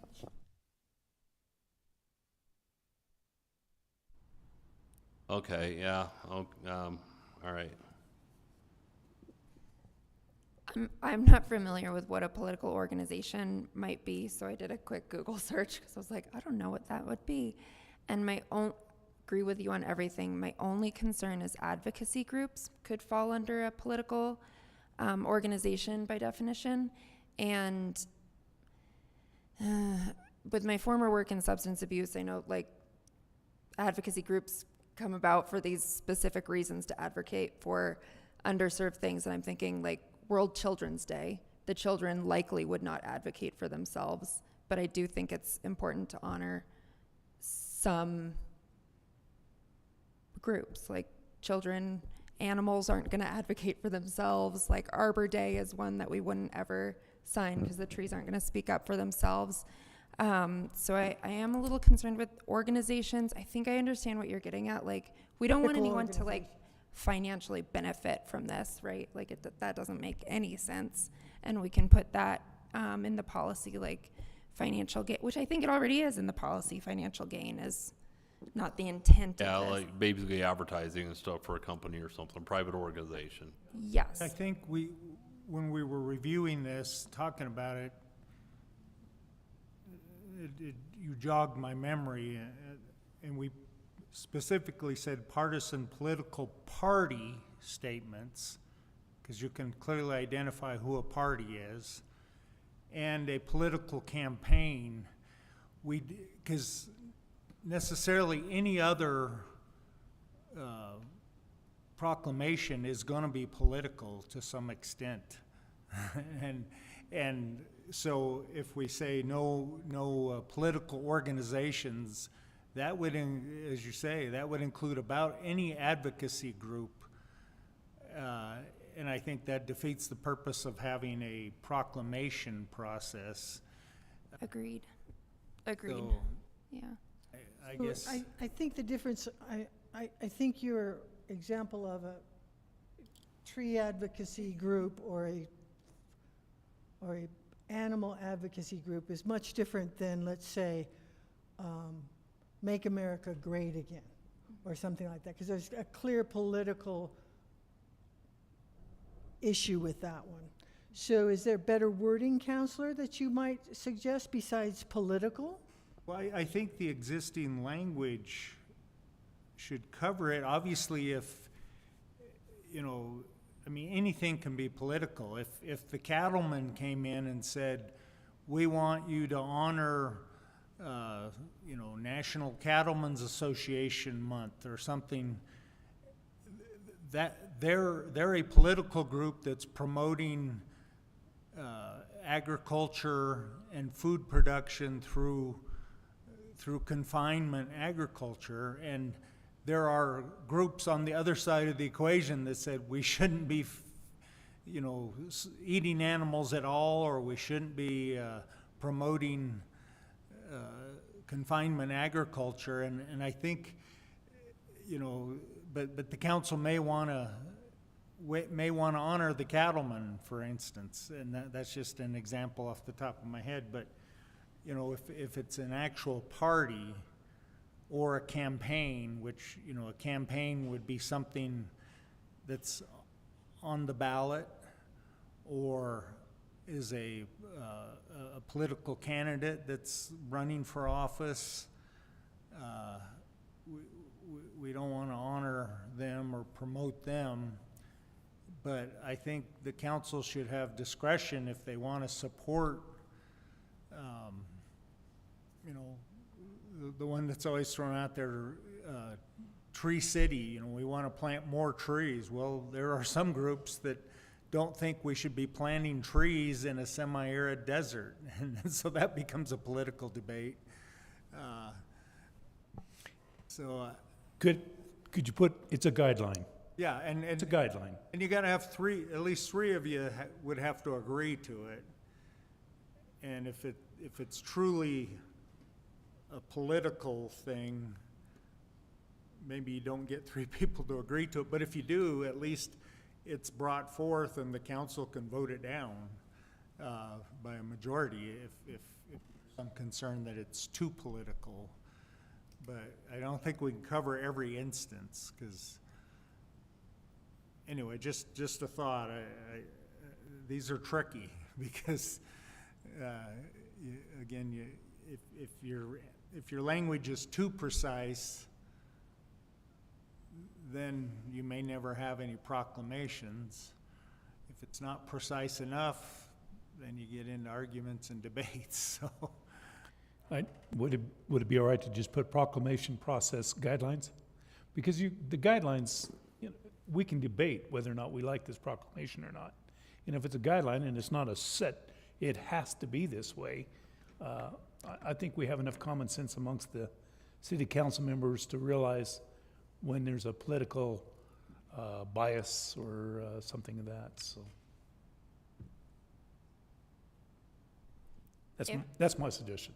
If you've ever worked with me, I love a handbook, a guideline, a policy, a standard operating procedure, and I think it just builds some transparency among the folks who are doing the working, making the decisions, and the ones who are being acted upon or have to do that thing. So I commend you for making this guideline document and sharing it with us and the public so they have a better understanding of this process too. So thank you for all of this.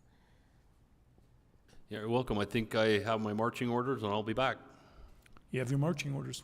Okay, let's move on to item number 8, draft resolution ordinances. We have none. City attorney's report. no report. I like it. City manager's report. Mayor and council, I do have a report for you this evening, but in the interest of time, I beg leave to post it on the internet instead. Wow, that's perfect. City council committee reports. We'll come down to. I have a library report. First summer's been crazy with their reading program, very, very involved. Popular. They've even gone to Third Thursdays to get more people to sign up for that. They have been in the Parks and Rec kids come over for summer camp. They've got an exhibit, the Moments That Made Us exhibit. They've got and they got a lot of regular monthly programs. I think one of the most fascinating things I find that in the month of June, 6,284 people, or their circulation of items was 6,284. And so that's a busy, very happening place, so should be very pleased and proud. They were doing an excellent job there, and everybody's on the ball there, and they're all very involved, and it's a very nice place to be. Kudos to the library director. Saw the rec center Parfab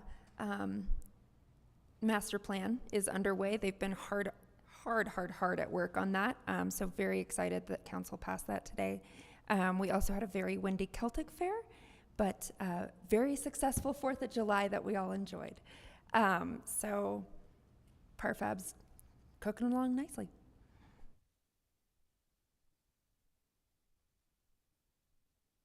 Historic Preservation's last meeting was on June 2nd. The July 7th meeting was canceled. They've suggested revisions to the council members' questions that are asked to the board applicants, so that'll come before us. The Colorado Local Government 2026 grant still has not been allocated. They're just put out a request for a quote on a brochure for the CCC camp, a trifold one. So that's coming out. Hopefully we'll have an evaluations from submissions from graphic designers between July 31st and August 6th is when they're supposed to come up with a recommendation. Letters have gone out to historic property owners indicating the ones who are eligible but not yet listed on the historic properties list. And the Lohr Foundation covered the postage and for that. The Cortez Cultural Center, Hawkins Preserve, trail work is going to be financed by Montelor's Coalition Grant. I'm a little sketchy on the details of that, so I can't give you exacts. The historic, there's a document that's called the Historic Context for Cortez that is listed in the majority of our applications for grants for historic preservation things, and it's been edited to a shorter versions. August 1st is Colorado Day, 150th anniversary, so that's coming right up. And there have been some commemorative plaques, historic plaques, that have been offered to local properties that have historic status, and those were purchased from a grant from LORE. So that's all that's up, and their next meeting is in August. Don't have anything. Okay. We'll move on to the mayor's report on the workshop. We had a very informative presentation by our judge, Beth Padilla, on teen court. It was very informative, and I think it's going to be good for our community.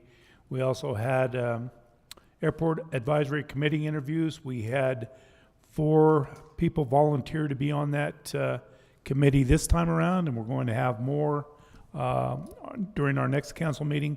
It's great to see people get involved in our community and volunteer their time.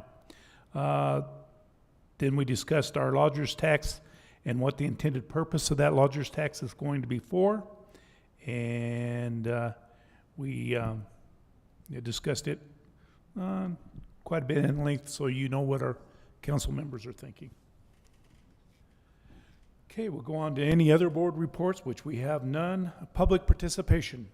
Individuals may not comment on items that are on the council agenda during the public participation time.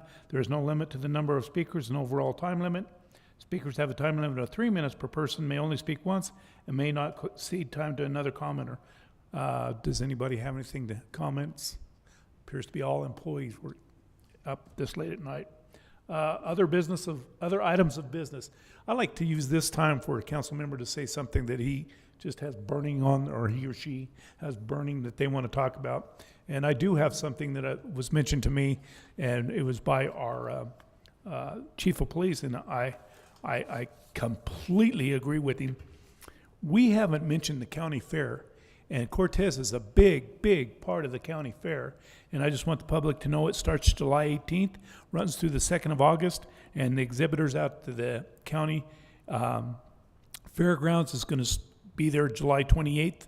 And if you get the opportunity to go root on these children that are showing their animals, I think you're going to get a lot out of it. It really, really is entertaining, and it's amazing the amount of work that these kids put into their animals, and I think the city of Cortez should show their support. Anybody else have anything?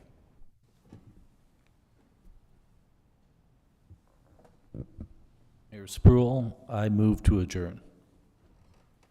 Second. Motion made by Lewis, seconded by West. West, Yes.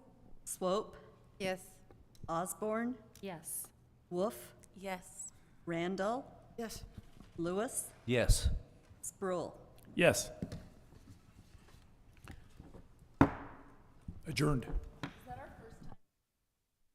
I want to thank the mayor and council for getting us out of here before 10 o'clock, because I would have lost money if we were betting on it.